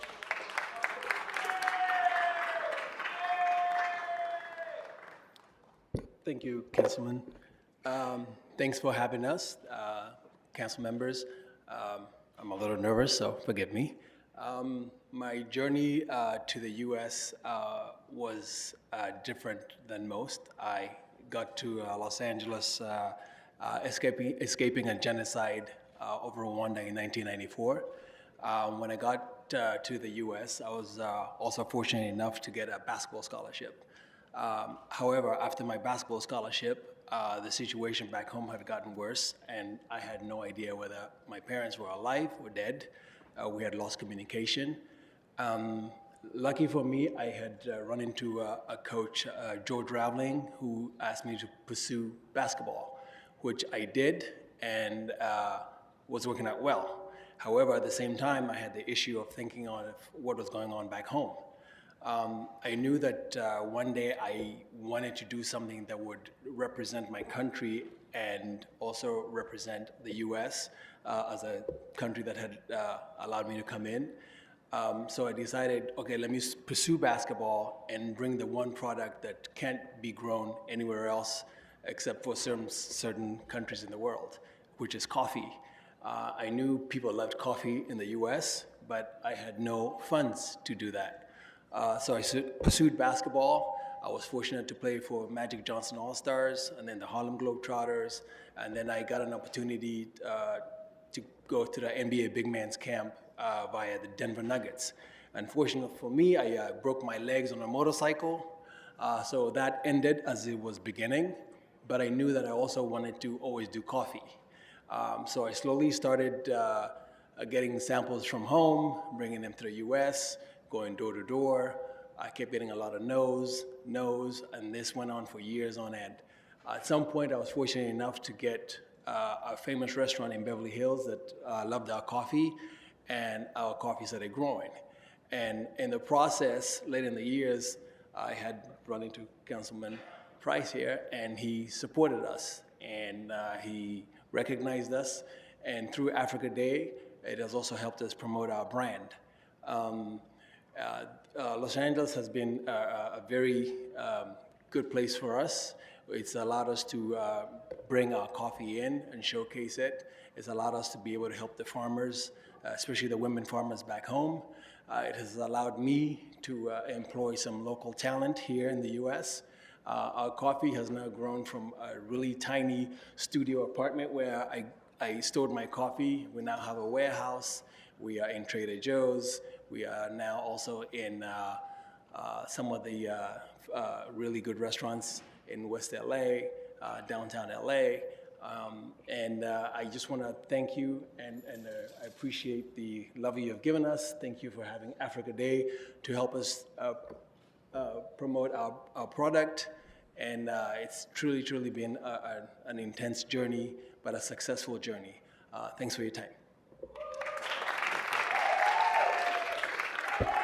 Thank you, Jack. Thank you again. We really appreciate Silverback, the coffee. They provided a reception for us this morning, and we've got some coffee bags, I think, on our desk, members. That concludes our program today. I'm just so proud that we could provide some exposure and some information, some education about the importance of the continent and the importance of Africa Day.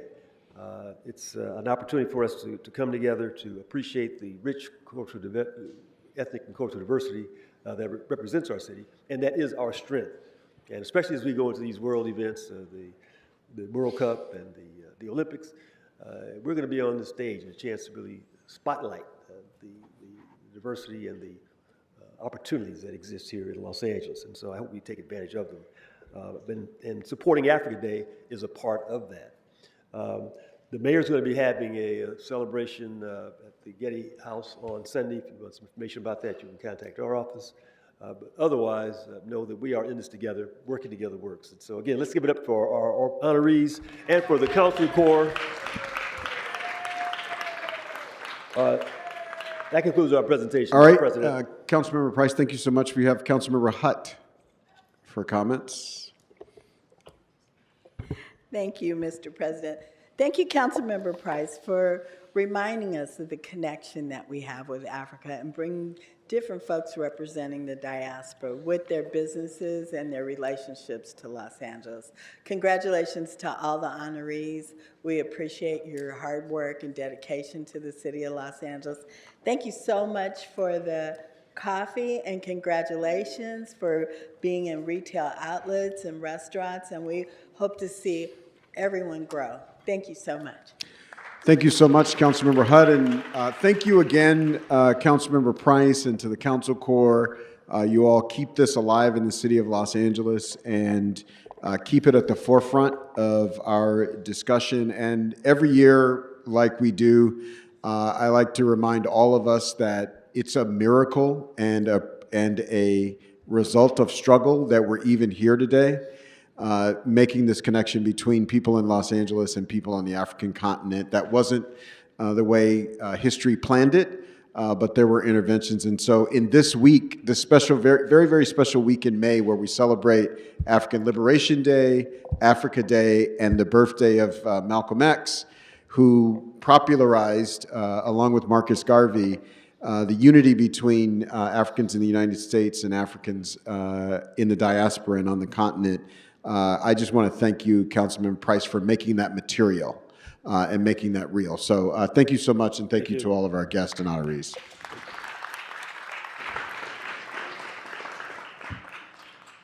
All right, our next presentation will be brought to us by Council District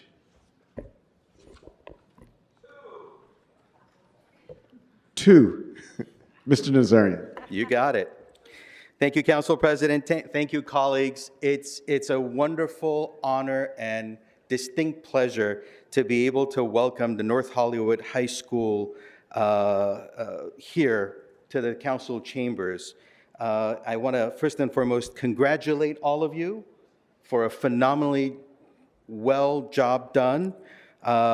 North Hollywood High School won 3rd place at the National Science Bowl competition held in Washington, D.C. this year. The National Science Bowl is among the nation's largest science-based academic competitions and the only one sponsored by a federal agency. Since its inception in 1991, more than 325,000 students have participated in the program, and today we are celebrating the best and brightest among them. By the way, I need to make a note that this is not the first time North Hollywood High has shown up to the national championships. They won the championship in 2001 and won it again just a few years ago in 2021. So these guys have a wonderful track record right here in Los Angeles, continuously putting Los Angeles on the map. North Hollywood High School demonstrated remarkable scientific knowledge and teamwork against 65 other regional teams from across the country. The students stood out from tough competitors such as Montgomery Blair High School from Maryland and Lexington High School from Massachusetts. I'd like to thank Principal Ricardo Rosales, Assistant Principal Xavier Chavez, Coach Altair Main, and of course the stars themselves, Suzuko Oshima, Connor Zhao, Connor Chang, Charles Huang, and Mingao Guo for their important representation of Los Angeles and the Valley on the national stage. This is more than a win. This is a demonstration of dedication, passion, and the ability to persevere in the face of stress and adversity. Their participation not only emphasizes the school's academic expertise, but also underscores the importance of STEM education in preparing students for future success in scientific fields. I want to also highlight their impressive performance at the regional competition, where they secured 1st place, and give a shout out to the organizers behind the regional competition, our very own Los Angeles Department of Water and Power. For more than 30 years, Sorry for the interruption. Mr. Spindler, Councilmember Nazarian is in the middle of a presentation. You have disrupted that presentation. We've had to stop this presentation to warn you specifically. Do not disrupt this meeting again, or you'll be subject to removal pursuant to Rule 7, Rule 12. I'm sorry, council member. Thank you. For more than 30 years, LADWP has committed to helping students understand important STEM concepts and plan for future careers through the Science Bowl competition. They facilitated this opportunity to shine a spotlight on the scientific talent of our younger generation. I'm sure the people who have witnessed your success will feel inspired to pursue excellence in their own fields and daily life. I'm extremely proud of each and every one of you. Congratulations again. And on behalf of Council District 2 and the City of Los Angeles, it's my pleasure to present a certificate to North Hollywood on your championship. Well, on coming in third place nationally, but your regional championship as well. Thank you all.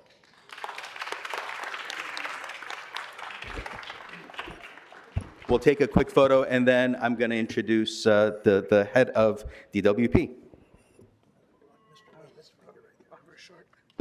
Let's take a picture first. Oh.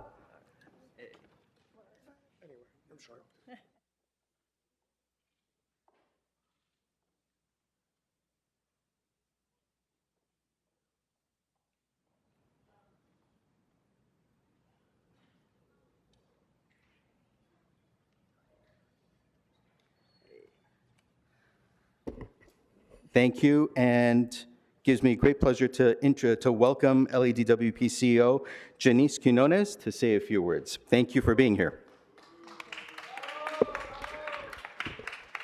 Good morning, and thank you for having me. I want to first start by thanking Councilmember Padilla for bringing Poly High, Councilmember Lee for bringing the Change Reaction, and Councilmember Price for bringing Africa Day.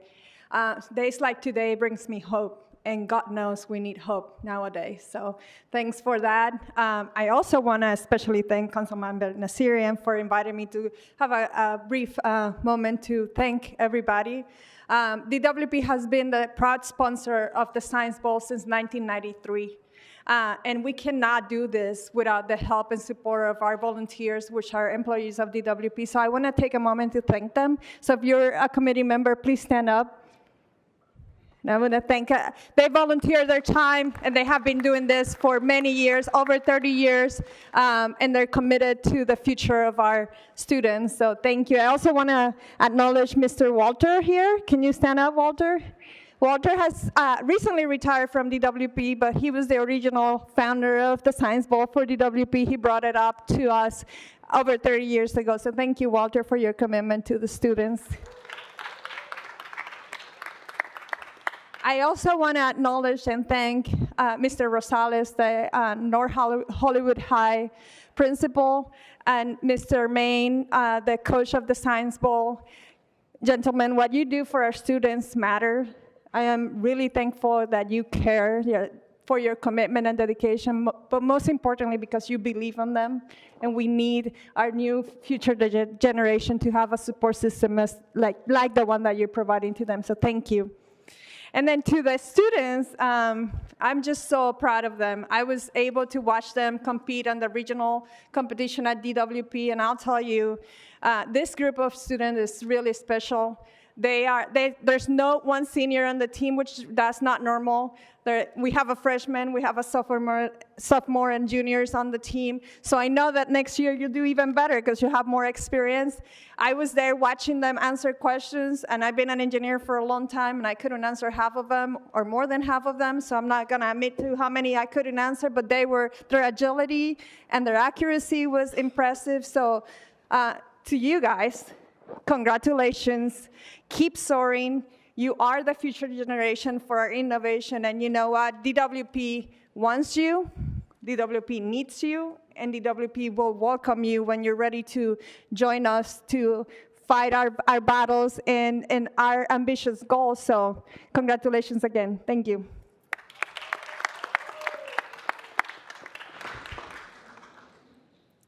Thank you, Ms. Quinones.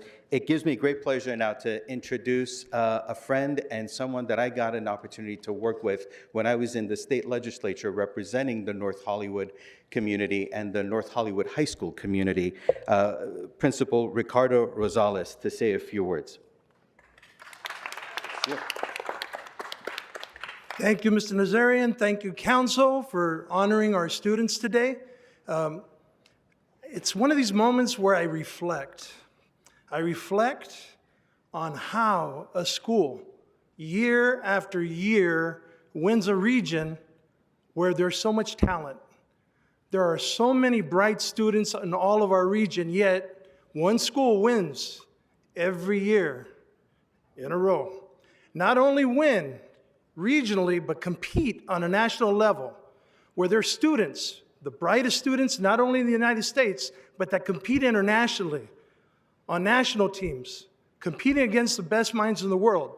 Yet, year after year, North Hollywood will place at the National Science Bowl. How is it done? Just like any great team, as what was mentioned, dedication, tireless hours. You got to have some supporting parents there, right? Just like any team, having goals, shooting for the best. What was mentioned, these are underclassmen. This is our A team. But guess what? Our B team came in third. They're going to want a spot. They're going to want to go to national. So the culture at North Hollywood in Science Bowl has been created to achieve for the best, aim for the stars, and definitely compete at the highest level. But like any great team, you need a good coach. Yep. There's talent everywhere, but why aren't there more people knocking North Hollywood off the regional totem pole here, or on the podium, may I say? Because we have a great coach. The program was going. We had a fantastic original coach. He volunteers, yet he passed on the mantle to Mr. Main. Where's Mr. Main? You don't mind me introducing Mr. Main, do you? Please. All-term Main is our coach, and year after year, it's not a professional organization here, right? You're not free agents. He's working with the talent that comes through our doors. Students come in here. They want to be a part of an after-school program, because it is an after-school program, and put in the hours and have either high expectations, and they know when they go to nationals, they're going against the best. I'd like to introduce you our coach, All-term Main.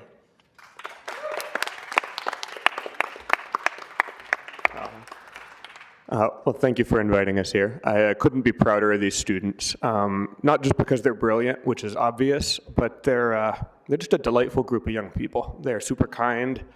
They're fun. They're funny. I enjoy every minute with them, and I enjoy teaching every day. But Science Bowl is probably the highlight.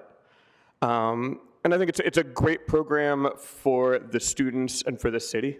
It provides an outlet for really rare students who really need more than a high school can normally give them. I have two of these students in my AP chemistry class, and they could teach it. So this gives them like a venue to do more and keep pushing their talents and their interests in a way that is great for them, I think, and great for everybody, because it would be a shame to see that talent wasted. So much credit to the city and LADWP. I think this is a very rare regionals. There's about 70 of them around the country. I think this is the only one sponsored by a municipal utility. And a lot of people at DWP put in a phenomenal amount of work to make this happen every year. And I'm very appreciative, and the students are very appreciative. Walter's been doing it since the beginning of time, and he's retired, and he's still here.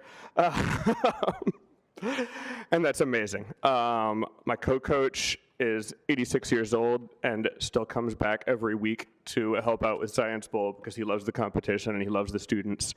And he couldn't be here because he's recovering from surgery, but it's testament to a great program. So I should cede the mic, but thank you for having us. Thank you. Thank you, Alter. I was going to introduce you and say the man who's got the magic sauce to be able to do this year after year and achieve success. So thank you. And I'm going there right now. You know, we're highlighting everyone, but the reality is there's also a lot of people behind the scenes that do the hard work. And I appreciate the principal bringing it up because it's the blood, sweat, and tears of the parents, of the mentors, of the loved ones, of the siblings, of cousins or family members who constantly push, constantly show belief in each individual standing behind me. Those of us who are fortunate enough to also be in a position to serve our communities, we had our own believers. We had our own folks who constantly supported us and were our cheerleaders as well. So those folks are not, many of those folks are not here today, but I do want to thank them. And I also want to hear from our co-captains on behalf of our team members. So I'd like to invite Suzuko and Connor to say a few words on behalf of their team. And I might be calling them out surprisingly, so come on up here and say a few words. Thank you.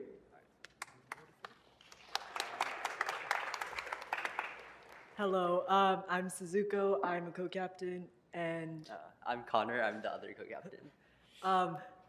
Okay, so I think for me, Science Bowl means a lot because when I came into high school, I wasn't entirely sure what I wanted to do for, the rest of my life. But ever since freshman year, when I walked into Mr. Main's room after school to do Science Bowl, I think I have found what I want to do. I want to learn science, now, but I want to keep studying science when I'm in college. I want to work in science after college, maybe even at the LADWP. It's just like Science Bowl and the LADWP and the Department of Energy have opened so many doors for me, and I'm really grateful for that. I also want to shout out my teammates. So we have Ming Hao, and he's just a freshman, but I think his quiet genius is like really crazy to watch. We have Charles, and it's really enjoyable to see his like joyful flashes of inspiration in the middle of a game. We have Connor, who combines a deep knowledge of earth science with like a lot of humor within our meetings, which I think is greatly appreciated. And obviously Connor, like we've been on the same team for 3 years, and I'm excited to play another year of Science Bowl. For our team, I guess we have, on behalf of our team, I'd like to thank a whole variety of people. So of course our parents, like as Mr. Rosales mentioned, we couldn't do this without them. I'd like to thank our co-coach Len Soloff, who couldn't make it here today, and of course Mr. Main, who's supported us, pushed us for, I don't know, I don't think we could be here without him, no matter what he says. And I'd also like to thank the LADWP, the Department of Energy, and thank you to you all for having us here today.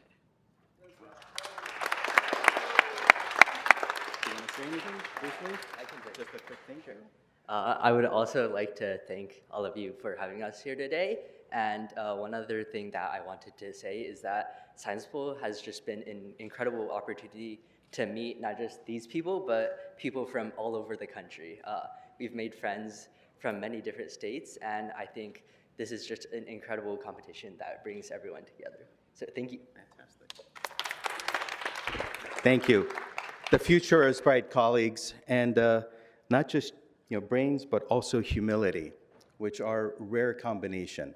Thank you all very much for this opportunity to highlight a wonderful jewel that we have in our city, and thank you to North Hollywood. Thank you so much, Mr. Nazarian. Councilmember Padilla.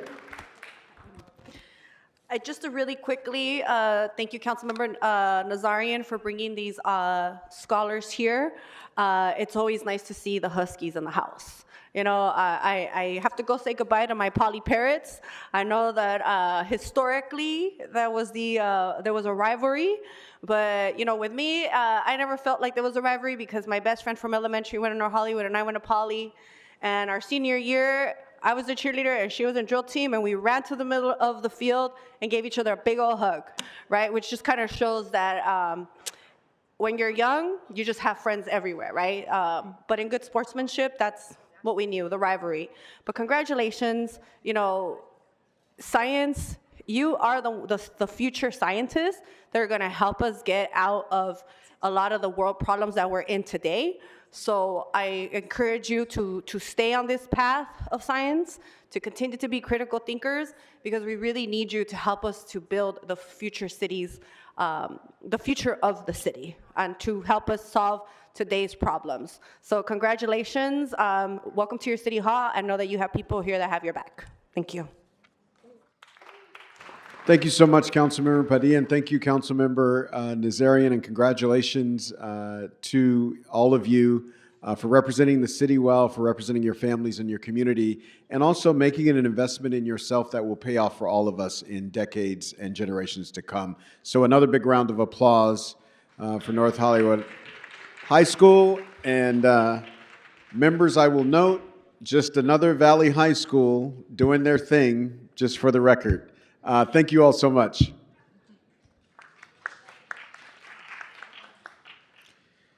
We have an announcement from Council Member Lee at this time. A very special announcement.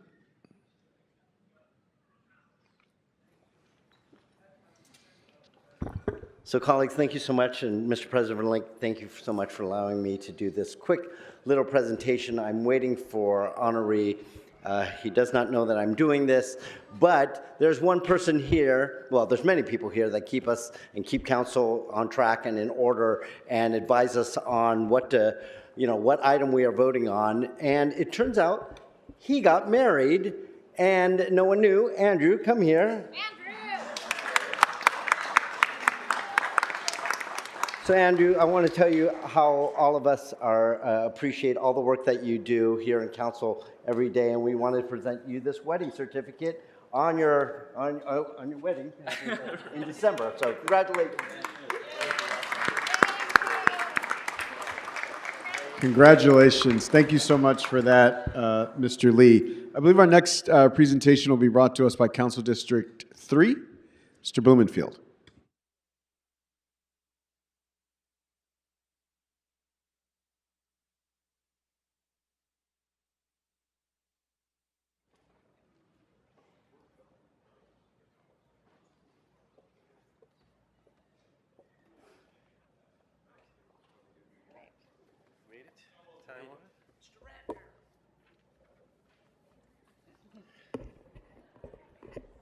All right, colleagues.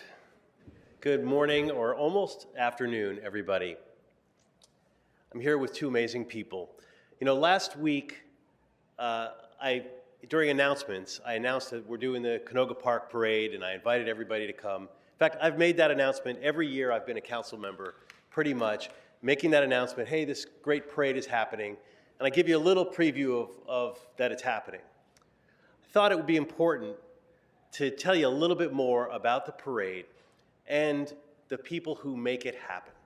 Because it's not something that just, you know, while you may feel like it's clockwork every year, Bob makes this announcement, it happens because people make it happen. This is not a city-run parade. This is a passion, and this is something that happens in the West Valley and is very meaningful for all of us. You get a little glimpse, you'll see a bit of a slideshow up there, but this is the 33rd year that we've done this parade. It is the only Memorial Day parade in the city of Los Angeles, and it's in an amazing part of the city. It's in Canoga Park, where many of you may think of it or you hear about it, that it's an underserved community in many ways, and it's often a community that has different struggles, but it is a community that has tremendous heart. And that heart comes out in this parade. It's this expression of patriotism, an expression of community. It's just an incredible event that you're seeing some pictures of, where it's not just about the parade itself, but there is a wreath-laying ceremony where folks, in conjunction with Canoga Park High School, remember the folks, the alumni of that school who gave their lives protecting our freedoms. And really, that's what the whole parade is about. In fact, you can see me in that one over there. I'm in the car, and every year I bring a veteran with me in that vehicle, and I typically bring my dad, who's a veteran. He served during the Vietnam era in the Air Force. And we have so many veterans who participate in high schools, and it's just an amazing event. And I've had the privilege of being involved with it. I mean, it's going on for 33 years. I think I've been to the majority of them. But I wanted to introduce you to two amazing people, and I wanted to start with Bill Ratner, who is a retired Navy captain, the current chair of the Canoga Park Community Center Foundation. He plays a pivotal role in making this parade happen. There's a whole committee of folks who do it. And I wanted to give Bill, and then Miri, but I'll introduce her next, a chance to talk to you for a moment about what this parade is and what it means. And Bill is somebody, he was a Sea Cadet when he was young.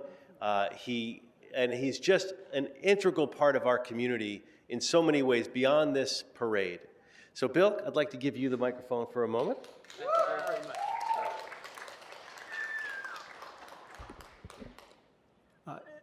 LA Council President Harris Dawson and the LA City Council, I'm honored to be here today. Thank you, Councilman Blumenfeld, for your very kind introduction. The Canoga Park Memorial Day Parade is a grassroots hometown parade. In the program that you may have with you, you'll see a list of our sponsors. All have ties to the greater Canoga Park area. Parade participants were led by our local scouts, which was followed by an active duty United States Marine Corps Color Guard. They led the way for 5 veterans organizations, 2 U.S. Army commands, CB Battalion 3, youth groups including the Topanga Station Cadets, local schools, various clubs and organizations, equestrian units and car clubs, and of course, Canoga Park's Fire Station number 72, all under the banner of saluting the price of freedom. Of special note, there were 2 Gold Star families there attending Monday, whose loved ones appear on our portable memorial wall. This wall contains the names of Canoga Park High School graduates, as Bob was saying earlier, who died in the service of their country since World War II. It follows the names etched in stone in the memorial wall at the Canoga Park High School campus. This parade is also a teaching moment as we try to ensure the solemn purpose behind Memorial Day is handed down. This shaped our opening ceremonies with wreath laying in front of the portable memorial wall with a student singing our national anthem and another student playing taps. As each parade unit passes the wall, a salute is made and it is returned by U.S. military personnel.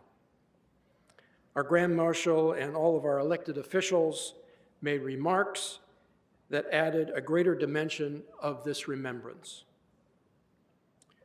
We could not put this parade together without the help of Councilmember Blumenfeld, his staff, LAPD, LA Fire Department, LA DOT, and LA Sanitation. Our parade committee was comprised of a very dedicated and talented group.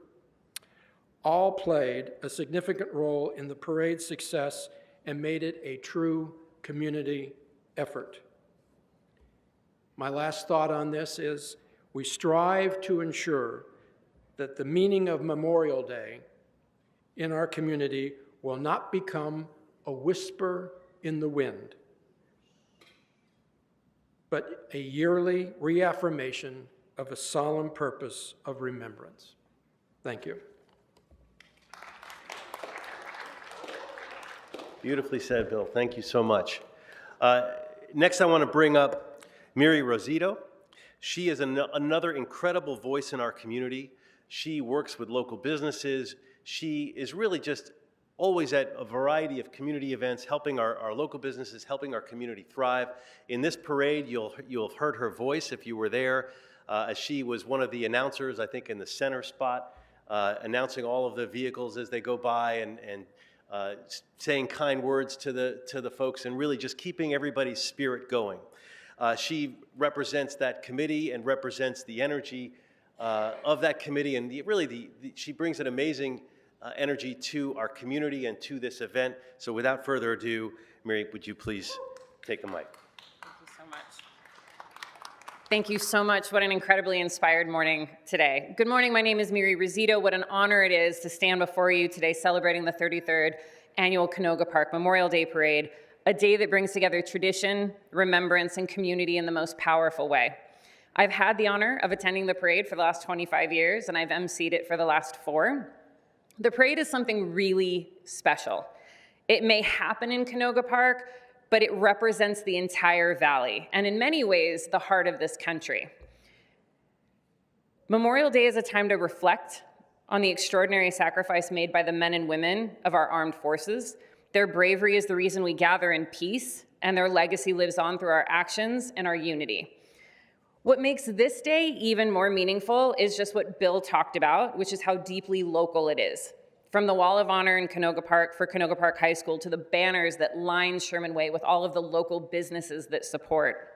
We're surrounded by reminders of those in our community who answered the call to serve. Speaking of those heroes, my dear friend, Bill, is one of those heroes.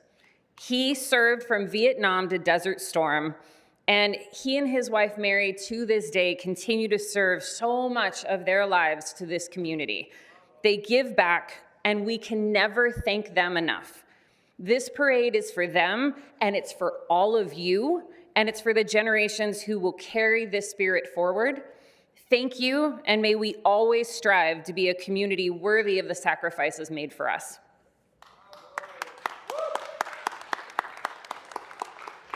All right, well, I'd like to give you guys certificates of recognition on behalf of the City Council, both one for you, Mary, one for you, Bill, and then also one here for the Canoga Park Community Center.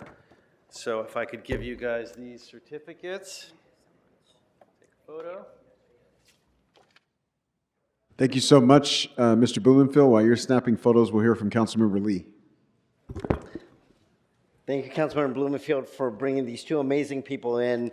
That parade is something that remembers the the men and women that obviously paid the ultimate sacrifice in defense of our country, and I really appreciate that. Even though it's on the border in your district, it's along our border, and I just really appreciate the support that you give to them every year to make sure that this event happens. So, Bill, thank you so much for your service and for your help in putting this together.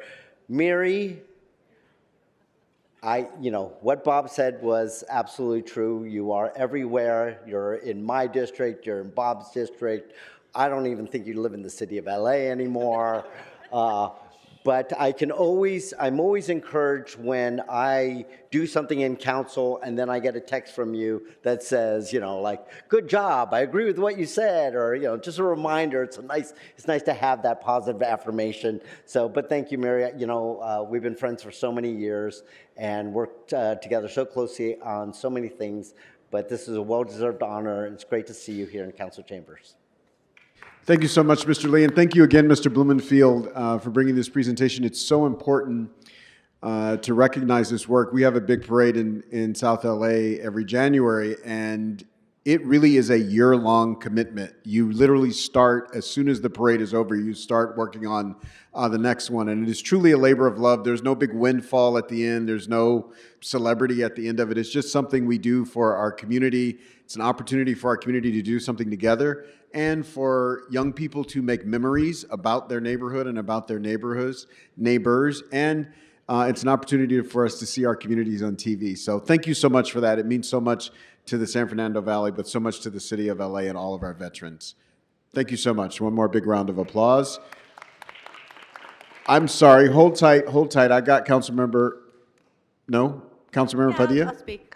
Just really short. Thank you, Councilmember Blumenfield, for bringing this presentation. Totally under celebrated event. I've gone a few times. I've always loved it. Totally feels like community. You could tell that the San Fernando Valley and our veterans very much appreciate it. I know, Mr. Bob Blumenfield, you're involved with everything related veterans in the San Fernando Valley and creating it. But this one in Canoga Park, there's something different about it. Something about it just feels much more community, and I thank you for taking the time to put it together every year. Thank you so much. All right. Our next presentation is brought to us by District 2, Mr. Nazarian.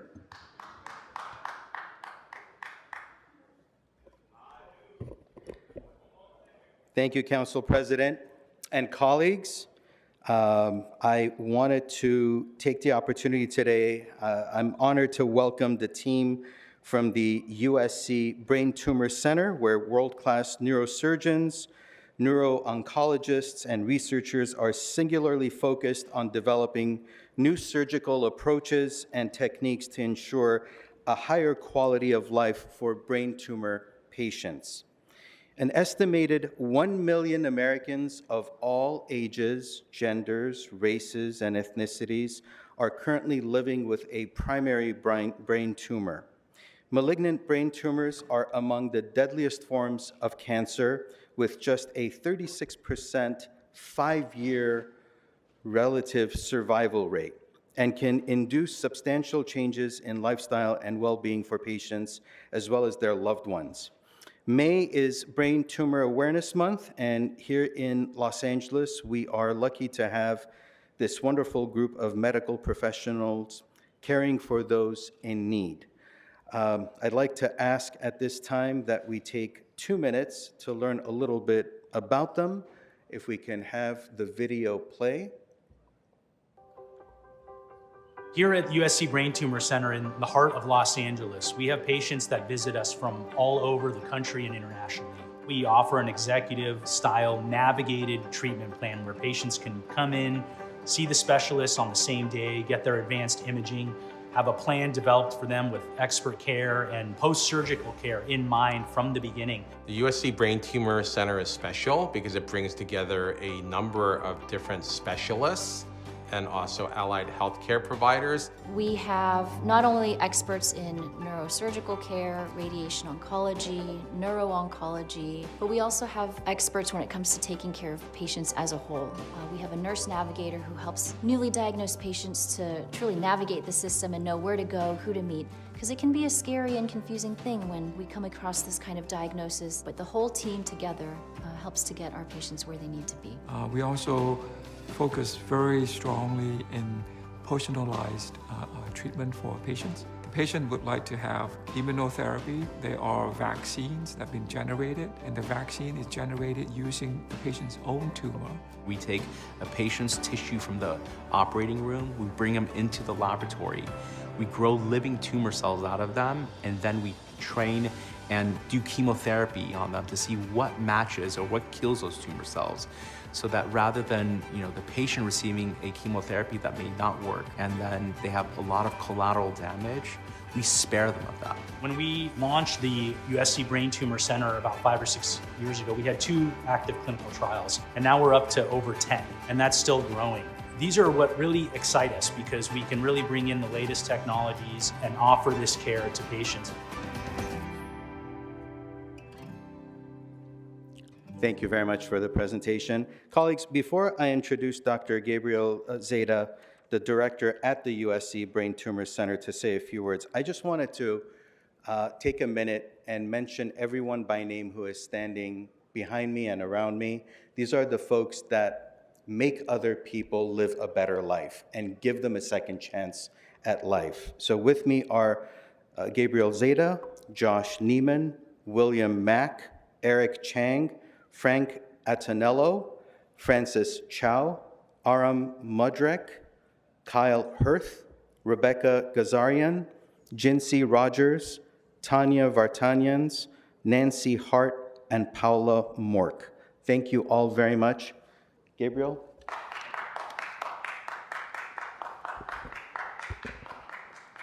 Thank you, Councilmember Nazarian. Thank you to the City Council, City of Los Angeles, for this acknowledgement. I briefly want to say I want to thank you for all you do in supporting all of these programs. I went to Van Nuys High School and was a member of the National Science Bowl, so it's awesome to see this, and so did Hannah Lee, your Chief of Staff here, class of '96.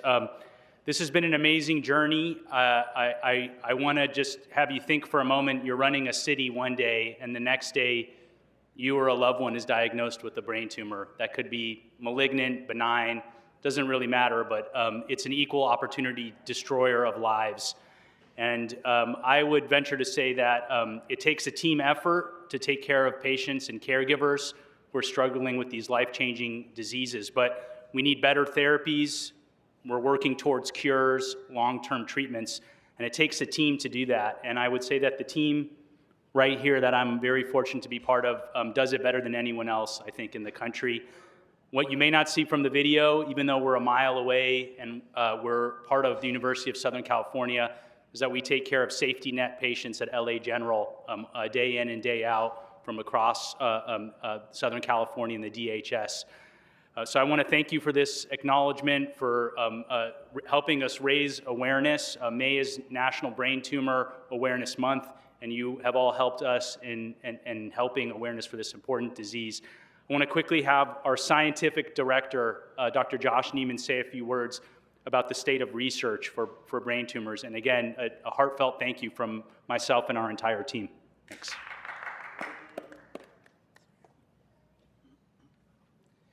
Good morning. Councilman Nazarian, thank you so much for this recognition. Everyone in this council chamber, thank you for the recognition that you've given us, the Brain Tumor Center at USC, and also the brain tumor community.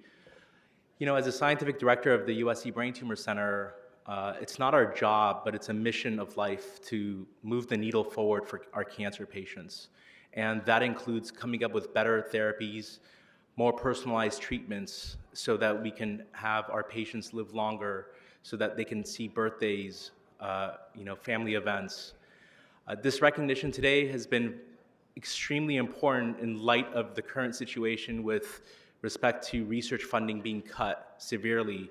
And so the advocacy that happens through this proclamation that we're receiving today is going to go a long way so that we can help patients and family members all across the world. Thank you. Thank you. Thank you, Dr. Zeta and Dr. Neiman. Gives me great honor and pleasure to recognize the work that your team is doing on behalf of Los Angeles, on behalf of the residents in the Southland, and on behalf of everyone around the world, because what you do here and the techniques that you refine contributes to the betterment of not just us here, but the world as well. So thank you for what you do day in and day out. It gives me great honor to present you with a resolution from the city, from all of us members signed. Get close, get close.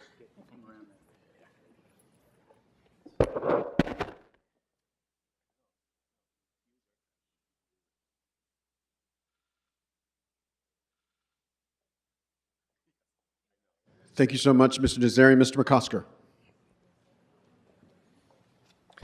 Thank you very much, Mr. Nazarian, for bringing these incredible heroes to here at Council today. I just want to lift up a name. A couple of years ago, when I first came on Council, we recognized this month, and we recognized a young woman in my district, Valentina Hernandez, who passed away, and I keep her picture here on my desk every day. And you will understand what this is. She had childhood DIPG. And you understand what that is. What moms and grandmothers and neighbors know that as is a diagnosis that is terminal. And Valentina passed away in 2019, and her grandmother and her mother and her aunt all told me her story. And when they tell her story, they talk about the beautiful young girl, and they talk about the brief time they had with her after the diagnosis. But I will also say, in their bravery, they talk about the women and men, the researchers and the doctors and the scientists and the nurses and the caregivers who were so great. Valentina's tumor was donated to another university for further research, and they take great comfort in knowing that you and people like you are out there searching for a cure. Just at our Walk for Life for Cancer Research a couple weeks ago in San Pedro, I had a chance to sit with the family, and they continue to hold out hope and appreciation for you and for what your colleagues do every day. So thank you for your hard work. Thank you so much, and thank you again, Mr. Nazarian, for this very, very important presentation. These issues can be so debilitating and paralyzing to a whole family and a whole community when we're faced with them. So having folks like you who can, one, provide treatment, but help us understand the process that we're in and processes towards healing and help guide us through that is a value which we cannot possibly express. So thank you so much. Thank you for the opportunity. All right, I'll ask the clerk and city attorney to prepare us for public comment at this time.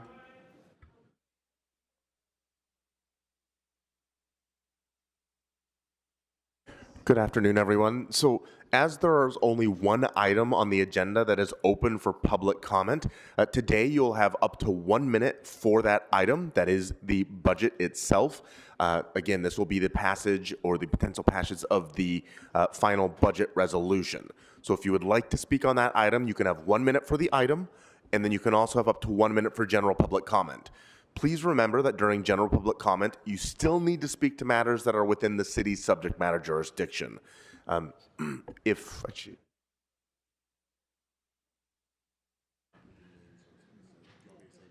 Yes, yes, please, thank you. As there aren't a lot of people today, what we'd like to do is if you would like to provide public comment either on the item, that would be item number 4, or general public comment, please line up on your left-hand side of the council chambers in any order. I would also ask that you let us know if you want the item and/or general public comment. Thank you.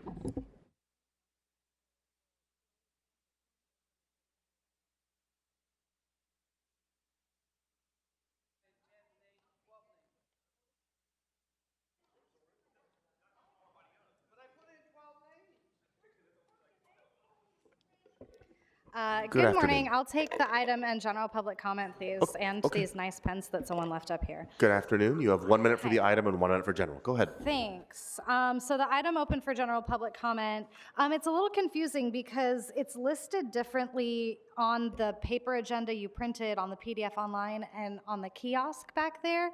So item 4, as printed here, says annual budget resolution for fiscal year 2025-26 to be submitted by the city attorney, city administrative officer, and chief legislative analyst. But on the kiosk, it says something about consideration of the mayor's veto, and then saying that she has until, I think it should say a date, but it just says XXXX to send a veto if she wants, and then council has so much time to respond to that. It's a little confusing. I didn't see a veto on the council file, so I assume that that item as presented on the kiosk is just acknowledging that the mayor has a certain amount of time to issue a veto after the vote. That would be stupid. Don't do that, Mayor Bass. What's with this council ignoring us? Can't they pretend to care? When we are speaking, they all just chat. That's if they're even there. Sometimes they leave the room. Sometimes they go outside. Sometimes they go in the back to hide. Council, how hard is it just to listen to your constituents when we speak? It's clear you don't care about what we say. You don't care about that. Marquis says no more. Telephone comment for them to ignore. Oh no, what do we do about the people who can't want to speak to you if they can't get to City Hall? They should be able to make a call. Accessibility should be the standard. Why won't Nithya Raman say a word? I'm actually in awe about how many of you were actually paying attention to.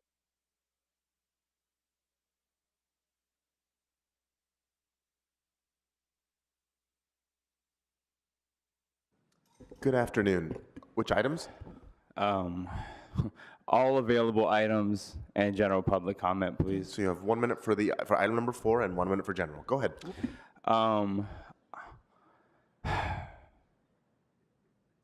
So we had somebody up here earlier during the presentations, I believe the head of the DWP, who makes $750,000, I believe, a year. Don't quote me on that, but that's a big chunk of the budget for one employee. And I think she also received like a housing allowance, like a here's some money, go find yourself some place to stay type shit of like tens of thousands of dollars. And I think she might have been in here with like private security or something. Now, that's pretty wild. I like that the lights stay on, so maybe it's important that we keep her, keep that pussy wet in case y'all decide to fuck her like you did Chief Crowley. You guys put these women in charge when you know they're about to take a hit, and then you sell them up the river to save your own asses the way Karen Bass did to Chief Crowley. And you can shake your head all you want, but that's just what the fuck happened. Everybody saw it, Ulysses. Sorry, you don't like the language. You know, what's really sad or pathetic is that y'all can't even handle less than 1% of the city being involved with the workings of the place that they live. You know, y'all can't even process half of 1% of the city coming here. And, you know, our president has a podcast. You know, he gets to talk as much as he wants, and he silences the public, and that's really fucked up, you know? I think just on a core principle level, that's like just kind of whack. The way y'all did Chief Crowley is whack. I'm never gonna let y'all forget that. It's really whack how y'all play women, you know? And you can see how Karen Bass puts these women in charge, and then, you know, the moment shit looking bad, she gonna, you know, use them to duck the shit herself. I'm kind of at a loss for words. You know, people come here and they sing and do a lot of silly stuff, but y'all should really listen to that shit, because the next level after that is like riots, and after that is like violence. And you know, I don't have the time or energy and means for that, but the people. Next speaker.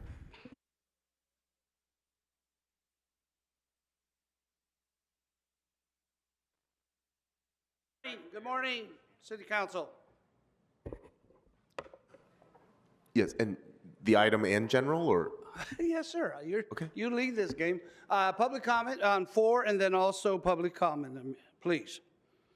4 is about the budget. 3 things I want to talk about the budget. Mr. Blumenfield, if that parade is part of the funding, please continue it. I have been there since Miss Chick, so that's about 33 years. So it's one of the best events. Mr. Ratner and I did the cadet program for 10 years. Great people that you have supporting you on that. So I hope we continue with the parade. Secondly, the one is, it was on Channel 5, the shower program. It was called Hope or something, and it's in question. So I hope that you folks continue that, that wasn't cut, because it helps former gang members, and it also helps the homeless. The third one of our heroes, Mr. Rodriguez, Blinky Rodriguez, in communities and schools. Unless you know this gentleman and what he's done and who he's been able to reach, he's amazing. Let's go on to public comment. Ms. Parks talked about a traveling line that was taking place in her area. And then we had a scumbag back here. He called the people that were going to be riding that program, he called them peasants. He called them jailbreaking peasants. Mr. Spindler, they're not peasants. They're good people. I didn't hear these racists, while the African community was being honored, I didn't hear these racists talk about anything. So, you know, have some balls. If you're going to talk about it, talk about people in their face. I know that, oh, now I got to talk. I had a bus ready to take you guys up to Porter Ranch and have lunch at Lures. I'm taking my frickin' tie off, yes, because I want to be like you. I want to be productive, because wearing a tie does shit for you. No representing. Porter Ranch looks like hell. E.T. Park looks like hell. And if I got to go on another star... Speaker, your time has expired.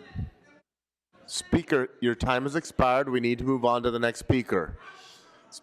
Mr. Candido, this is your first and only formal warning. You are currently disrupting this meeting, as we cannot move on to the next speakers. Do not continue to disrupt this meeting, or it will be subject to removal pursuant to Rule 7 and Rule 12.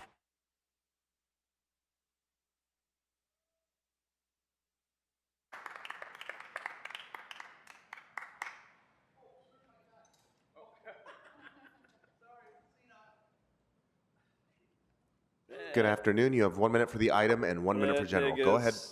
So unfortunately, niggas, I learned that Ulysses Hernandez is hiding a Caltrans grant for removal of the encampments underneath Hoover, Vermont, and over on Normandy out the 10 freeway. I hope in that budget, Ulysses is going to tell us what she doing with that extra money that she got. That is according to a federal snitch yesterday in the courthouse. She's talking to the feds, right?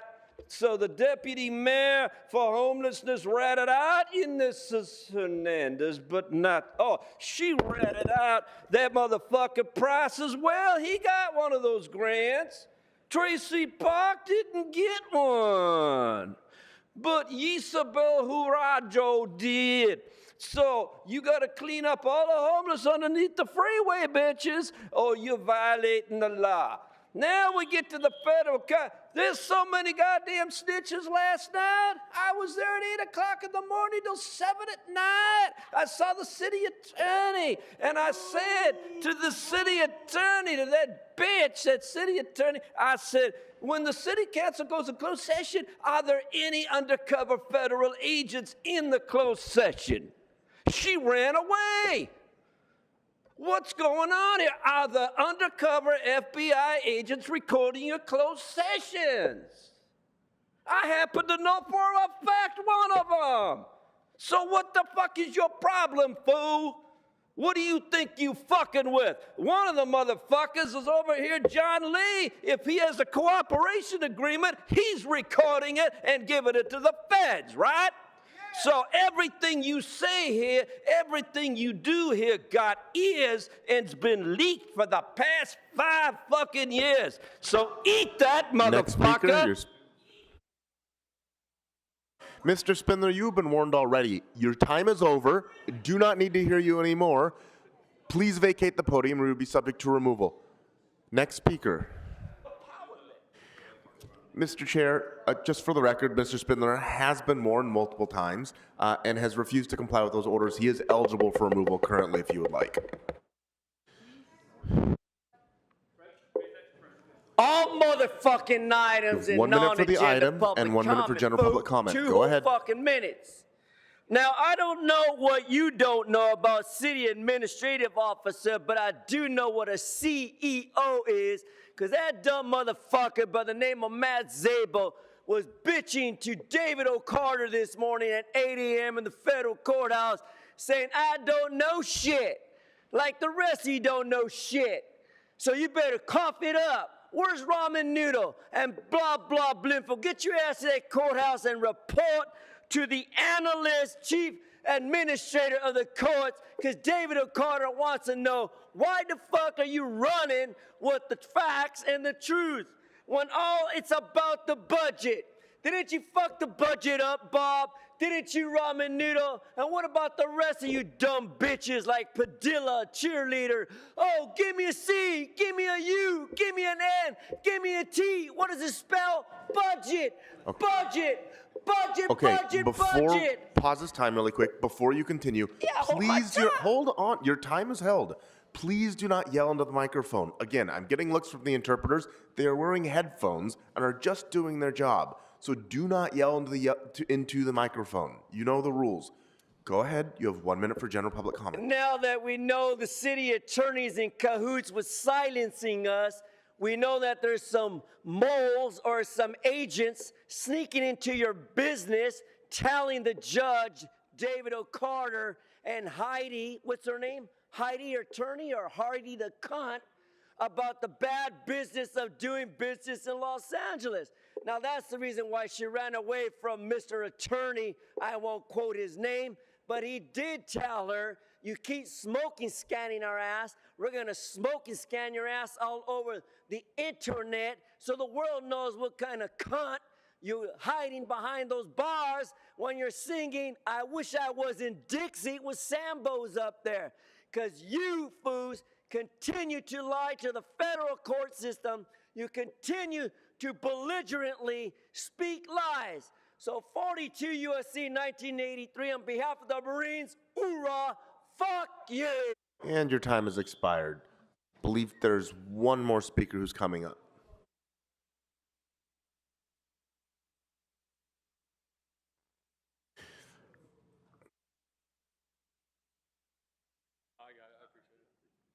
Good afternoon. Presumably you want for both the item and for general? Yeah, Okay. item and general public comment. 1 and 1. Go ahead. Talking about the budget, right? I was over at the federal court building listening on the Judge Carter case, and interestingly enough, we heard today through your very own mayor's deputies, not the one responsible for the homeless initiatives, but yet another deputy, that the city is in fact double dipping on what it's counting as units for all of the homelessness programs. And apparently those are all used as testimony today to justify a higher budget, even though none of those services were actually going to the people that needed them, wanted them, and could actually competently execute them. So that's what we have going on, and yet the mayor today still refuses and has been coaching all the witnesses to say there is in fact no budget crisis, but yet they're literally contradicting themselves on the stand. On the stand about lying that the city is not in crisis when it in fact is in crisis. That's what Judge Carter is hearing today, and I wanted to report that to this council. Going on general public comment, I just want to say hello, Heidi Boo. The reason why I won my case is because I caught her doing illegal ex parte communication, and that's why she couldn't get a conviction on me. Heidi right now is facing a very legitimate investigation. She knows she fucked up, and she knows that she's going to be held accountable for it. That's why I escaped. That's why no convictions. That's why no criminal history. That's why no fines, no nothing. And that's why Heidi Boo generally is scared shitless of what she did on that day. I went at the Sherman Oaks Homeowner Association meeting, at a public meeting. I recorded her, and I simply asked her about myself, and she was more than delighted to ramble on about how she knew it was a bullshit case, that she knew it should have never been prosecuted, and that she knew the city had many other priorities, and yet she went through with it anyway. And I caught her ass on a video recording doing all this shit. And so on behalf of everybody, I wish you well, Heidi Boo. I'll likely see your ass in court for that shit. And to that, fuck the city council. I just want to make sure you don't miss your no vote. And Mr. President, I believe there are no other speakers. We have opened it up to everyone already. All right, seeing no other speakers, members, we will open the roll on item number 4. Item number 4, everybody. Item number 4. All right, let's close the roll. Item number 4, open the roll, close the roll, tabulate the vote. 11 ayes, 2 noes. All right. Mr. President, there's a request to send this item forthwith. Without objection, that'll be the order. Item number 2. Mr. President, for item number 2, amending motion 2A, Yaroslavsky Bloomfield has been introduced, circulated, and posted on the bulletin board. All right. All right, let's open the roll on that item as amended. Close the roll, tabulate the vote. 13 ayes. All right, Councilmember Yaroslavsky. Mr. President, I ask that that item go forthwith, please. All right, without objection. Mr. Clerk, what's before us? Council has motions for posting and referral. They are posted and referred. Announcements, members? Seeing no announcements, I'll ask everyone in the chamber. Oh, Councilmember Hutt. We just want to say happy birthday to our budget chair. Happy birthday. Happy birthday.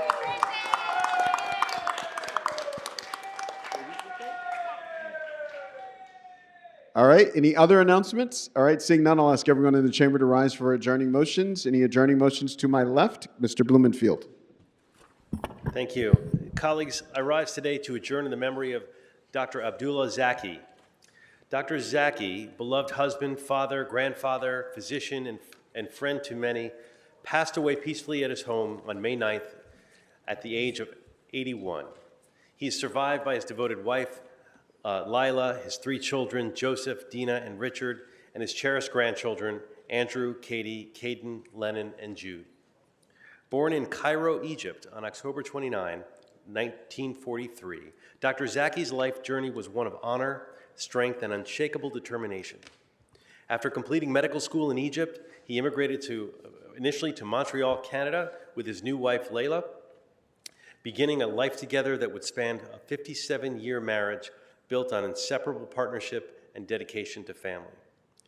Dr. Zaki, affectionately known as Dr. Z, devoted over 4 decades to the field of anesthesiology, with a specialization in pain management. He was deeply respected by his colleagues for his exemplary leadership and skill, and was beloved by his patients for his bedside manner, infused with sensitivity, kindness, and care. His career was marked not just by excellence, but by a profound integrity that guided his work and relationships alike. He found joy in simple and profound pleasures of life, a new red car, the warmth of the sun, sound of the ocean waves, joyful music, dance, spirited conversation, and the beauty of seeing the world through travel. He had a calming presence and a clear, grounded perspective that consistently offered sound and trusted guidance to all who relied on him. Dr. Zaki will be remembered not only for his professional accomplishments, but most importantly for his kindness of spirit, his ever-present sense of humor, and his boundless generosity towards his family and friends, the essence of a life deeply lived and deeply missed he is. May his legacy continue to inspire all who were fortunate enough to be touched by his presence. In the words of his beloved cousin, he was the best of us. May Dr. Abdullah Zaki rest in peace. Thank you so much, Mr. Bloomfield. Seeing no other adjourning motions, we are adjourned. See you all next week.